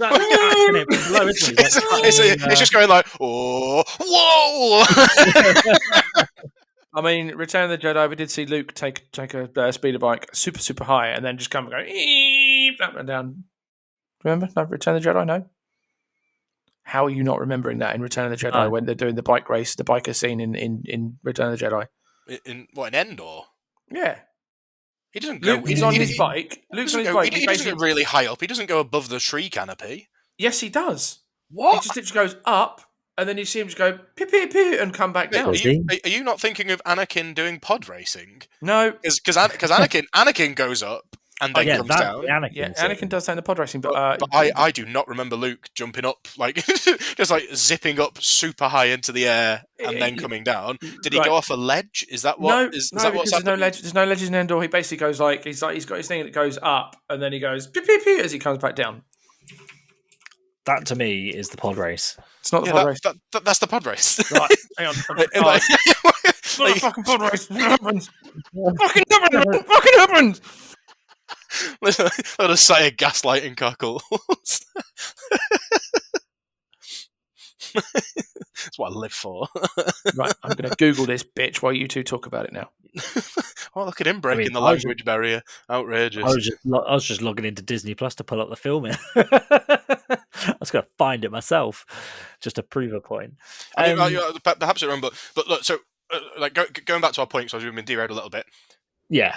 Like I will pick primaries and secondaries as completely different entities when building a list, because you can't rely on getting the combinations that you want like reliably. So your list needs to be able to perform well at all of the primaries, and it needs to be able to perform well at all of the secondaries. And that is whether that is finding a way to get yourself the majority of the points.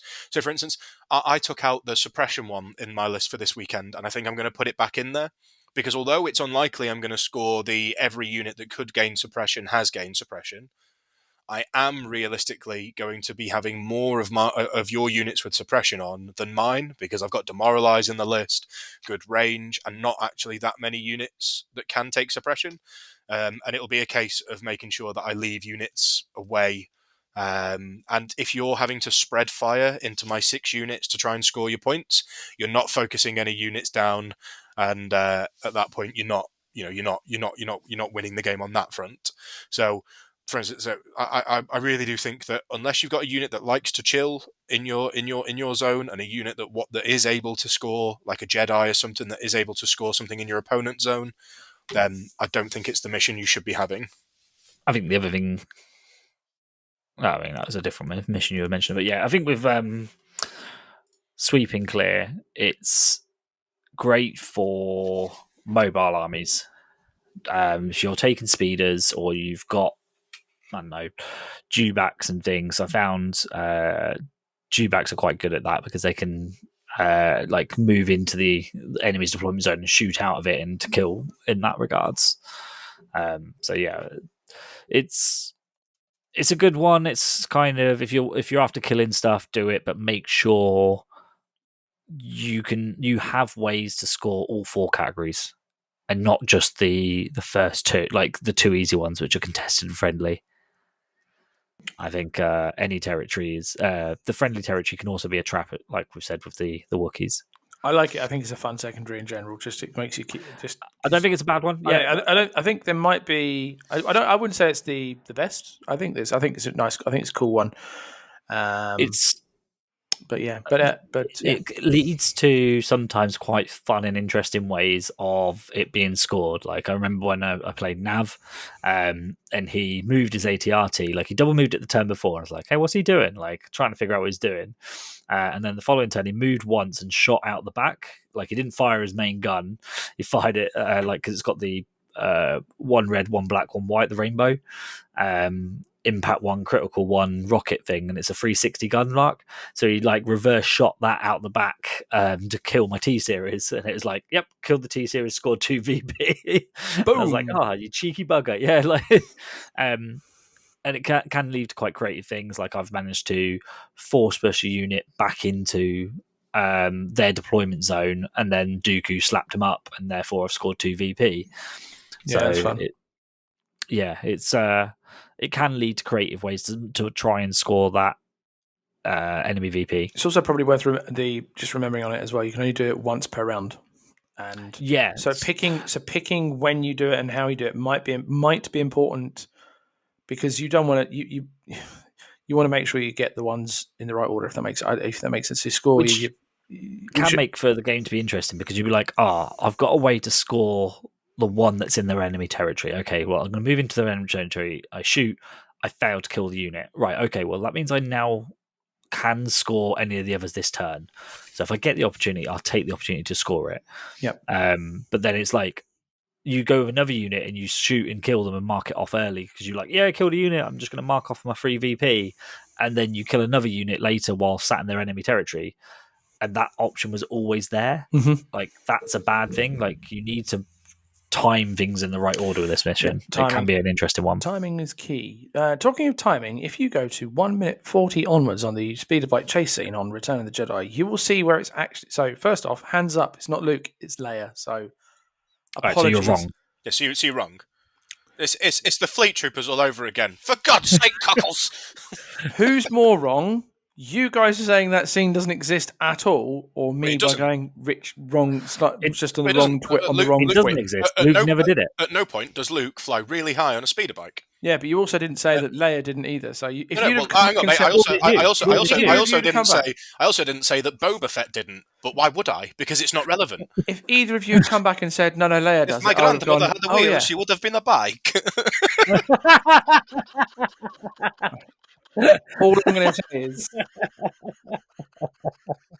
say is, I was a little bit wrong. You two were really fucking wrong. Screw you. No, we weren't. You were really wrong. I completely agree. Like, that is the perfect example.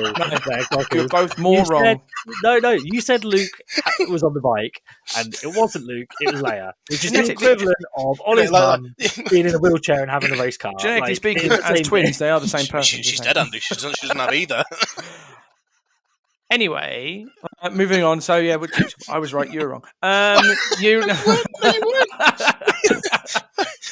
Listen, I'm laughing that much. My face is going the same shade as you. It's the Christmas episode again, isn't it? It's the complete Christmas episode. Oh, Return of the Jedi. I would have won if I'd have got that right. Yeah, it's like the alcohol. That bike would have lived if I'd have made it safe. That's very. If Michael Owen did commentary on Legion games, and he would say shit like that. There we go. Anyway, right. That's the important parts of the show in terms of missions and submissions and secondary stuff. Now we will just quickly plug off some upcoming events. First off, I have one from Magic Cover Dice man Chris Smith, who I reminded and said, "Look, you got to send me stuff." Saturday, 8th of March, Alpha Games in Stanton, Suffolk. 3 rounds, 2.5 hours. Prizes from the AMG tournament kit. It's on the legionevents.app website on Saturday, 8th of March. Chris is Ultra Man on Discord if you are local or want to go down there. Very friendly tournament in general. Players will turn up, apart from probably the next one where you Muppets will turn up and ruin it all. But no, it's really good. No, it's really good. Good stuff. Good fun down there. That sort of thing. So yeah, check that out if you are in the East Anglian region. Andy, what have you got in the Legion Events app? Anything you'd like to find out and bring up? I mean, there is a very small event happening later in the year. Oh, not yet. In a bit. Not yet. Not that one. Right. I know what one you're doing, just not yet. Yeah. Shut up, Andy. Not yet. You don't ask me questions that I'm not prepared for. I mean, because I think we had one from. Didn't we have one from Richard Lavery? Yes, we did. That needs. Yes, we did. That's in the States. In fact, no, that's not. That's yes, yeah. That's in the Discord. That is. It's not Lone Star. Is it Cherokee? Cherokee. I need to find Cherokee Open. Yeah, Cherokee Open. Cherokee Open is the week before Worlds, isn't it? I can't remember. That's what I'm trying to find. Here we go. I got it. So he has got an event on the 21st of. He's got an event this weekend, 21st to the 23rd of Feb. It will feature 3 games of Legion on Saturday and 3 games of Legion on Sunday. All Swiss, no cut, and has already been approved as a Las Vegas invitational event. LVOAS for next year. This is by Richard Lavery and the Crit to Block guys, and it is the Cherokee Open. Yes, that is the Cherokee. Okay. So first off, Richard, apologies. we couldn't get the shout out on the previous show, it's because we just didn't see the email. Just like, sorry, mate. Sorry. Please let us know what happened, who won, all this sorts of stuff. I'd love to have a chat with you guys about that, because I know for a fact that Cherokee is a pretty bloody good event. Not that I've been there, but everyone who sort of comes out says raves about it, and it goes really well. So I'd love to know what goes on there, and it'd be really interesting to see what is done across in the States prior to Worlds and seeing what's going on. It's also good to see that they're doing a full Swiss. Hey. Andy got a semi from hearing that. We have also got another US event to advertise, which is in, is it Houston? Is that how they say it? That is in, yes, correct. It is in Houston. And it is at the War Dome on April 26th to the 27th. That's pronounced dome. It's not dome, War Dome.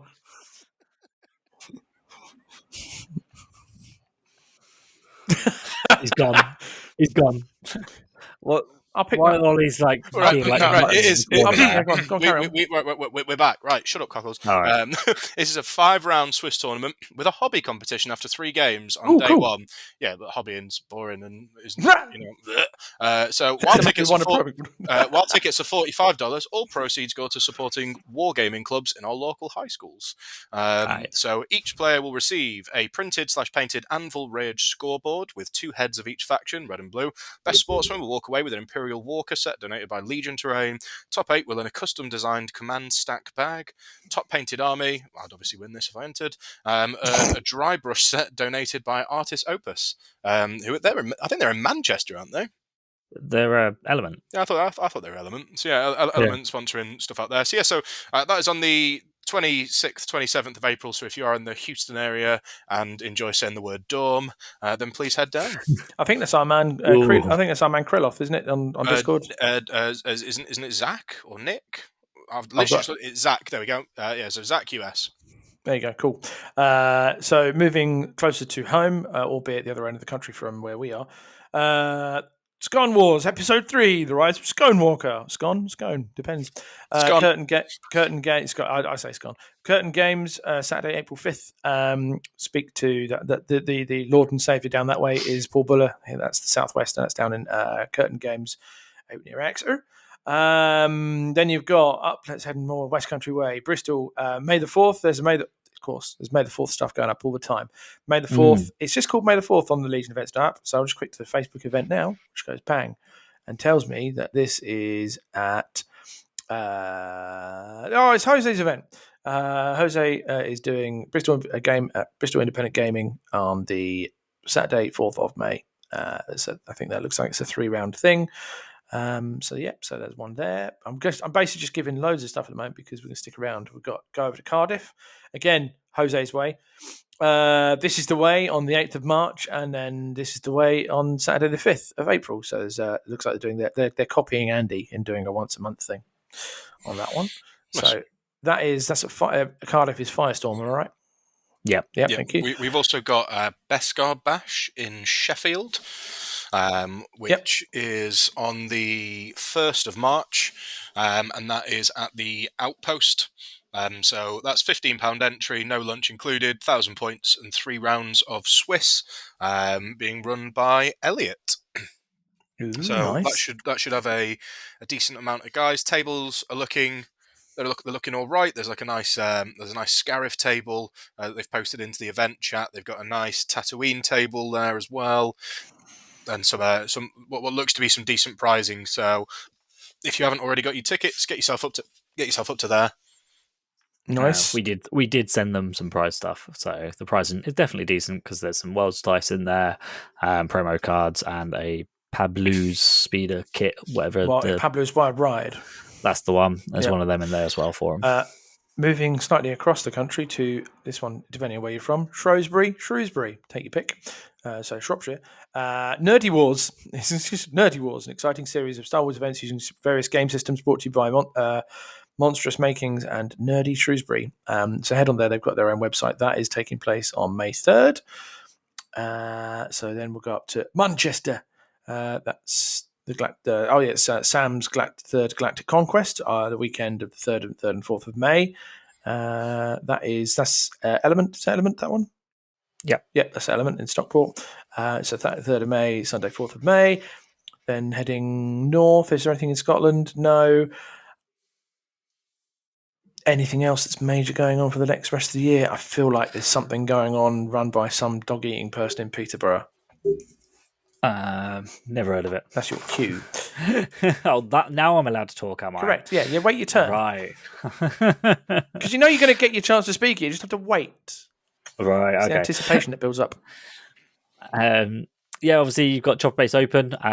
We obviously are an official GT now as well, which we've been trying to get hold of, and hopefully, I think the community helped with moaning constantly that we've not been a GT for the last couple of years. So that's also a good thing, but that doesn't change anything on our part. We're still doing our own little prize gathering. Like, we don't just stop because it's a GT. We are still reaching out for sponsors. So if you are interested in sponsoring, let us know. And also we are looking at buying prizes as well, because no one goes home empty-handed. So we'll be doing, like, obviously, Jordan's dough balls cards. We'll be using them again, and like, everyone who's been before will tell you, like, you don't go home empty-handed. So everyone goes home with stuff, and you get your goods money's worth. But tickets, I think we're like 70 tickets now, around that mark, out of 128. So yeah, if you haven't bought your ticket, cockles, please buy your ticket, because they're gonna. At this time of year, it starts to, like, sell out. I think the last couple of years we've sold out either just before Worlds or while I'm out there. And we had the Polish. We've only got 2 of you coming at the moment, and I want more of you. Like, it's always great to have you guys over. And we've got the first Germans as well. I think we've got 2 Germans booked in. Is it Rara Rasmussen? Please. It's not Rara Rasmussen. No. Rara Rasmussen, my favourite German. We'll get him on it and see if they can come over. But yeah, obviously, the more international players, the better. The more excitement it is, and the more fun it is. So we've got a good contingent. The other thing to bear in mind is I am writing up as we speak the blurb that will be going on UK Games Expo's ticket website. So tickets should be going up on sale ASAP. So in the next couple of their speed is probably next week or 2. So it is official. Obviously, AMG announced it. I will be running it, and I will be putting it forward to be a Saturday-Sunday event. Oh, damn it! Sorry, man. Oh. If it was Friday, Saturday, I can make it, but I've got we've gone. Oh, damn it! Yeah, so that would be the 31st of May and the 1st of June. That the event will be, and it's capped at 128, but realistically, I imagine it'll be around the 64 mark. But we'll see. I mean, if it gets to 128, then, well, fair enough. Diggity dang. We will have had the new points update. So we will actually be playing for the first time since the release of the new edition. We will be playing a full edition, the full edition of the new edition. So that's going to be interesting. 2.6. Or are they going to go the full ham, and then they're going to release like an edition and a half, like half of the next edition and then half of the other? At no point will we ever play a balanced game again. Yeah, it took too much from VW. For those of you who will be interested in watching that, I'm sure that many of us will be there at Adepticon watching it, and we will be sending stuff back. But I believe I'm not sure if it's live streamed or if people just take about 1 billion photos. Will be, I think AMG live stream it. They stream it, because that's what I did last year. Took a load of pictures and screenshot as they came up, and it worked. Yeah, so we'll try and get one of us in the room. 2 years ago, I should say. And also, one of the other big things from our end, we are streaming Worlds. So any support you can get on YouTube and give us, get in those voice chats, get chatting with us. I will be streaming the Thursday heats, and Andy will be streaming the Friday heats, so that we have a That's No Moon presence on both days. And both of you will be streaming on a Saturday and Sunday. It is entirely possible. possible. It is anybody's guess what happens this year.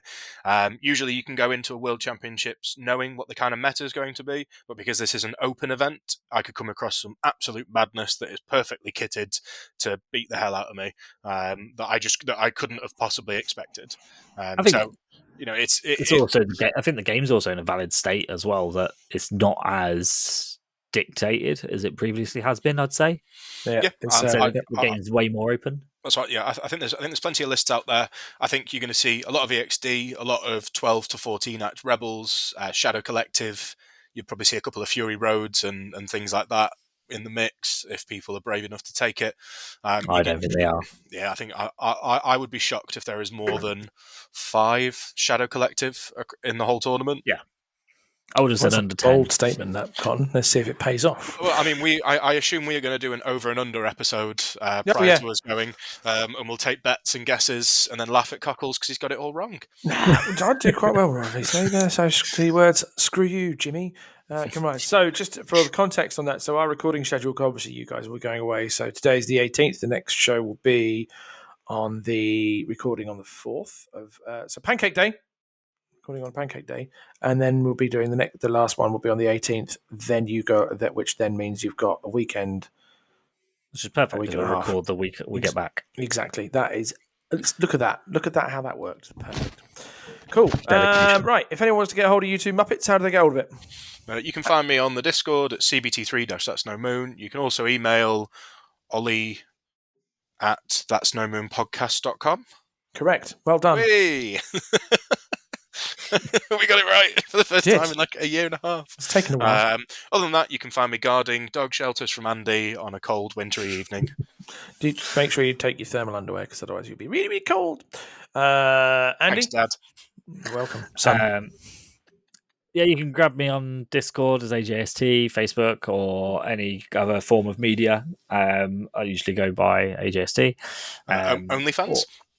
Yeah, I'm going to go and set one up now. Just so.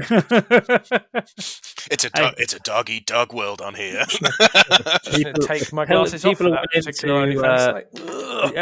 If people are willing to pay for it, mate, then what am I to say no to? Who wouldn't want to pay £8 a month to look at that ginormous eyebrow you've got? Exactly. One eyebrow, mate. That's fucking bringing it in. It's like a singular seagull flocking on the top of your head. Can you raise one eyebrow? Can you do the Rock impression? Can you smell what the Rock is cooking? Yes, because I grew up on that Cadbury milk advert where the kids danced with their eyebrows. Yeah, what an advert! I'll have to release that as a separate YouTube short. Cool. I've been Cockles. You can find me at Cockles Discord, Facebook, Cockles at that'snomoonpodcast.com, on email. And this episode, I would like to just thank a couple of people. Firstly, our patrons, so thank you very much. And also working in close partnership with Comscan Gaming, where tokens are plenty, and also Double Custom Cards obviously supports when there's some stuff when they gave away at Christmas and things, and also Andy as well, and Andy's stuff as well. So Comscan Gaming and Double Custom Cards, there will be links in the show description. Please check them out if you do not have some tokens and you want some cool stuff. Thank you for listening to the show. We've managed to make it 2 hours. Look at that. Ollie's back and we go over by half hour from what our usual stuff now. Yeah. Well, there's about half hour of him just laughing. Pretty much true. I bring the comedy element. Andy brings a little bit of incest. Cockles brings wrong facts, and I bring comedy. Or is it the combination of them make comedy? Well, there's our slogan. I think that's the title for the episode. Wrong ginger, funny northerner, mildly incestuous man from Peterborough. I can't make that the title. The title can't put incestuous in that one. That will just get blocked by all the providers. Thank you very much for listening. I've been Cockles. Say goodbye, gents. Tatty bye. Bye. Bye-bye. You've been listening to That's No Moon, a Star Wars Legion podcast. To keep up to date with us, please like and follow us on Facebook, That's No Moon, a Star Wars Legion podcast, and Instagram, That's No Moon Podcast.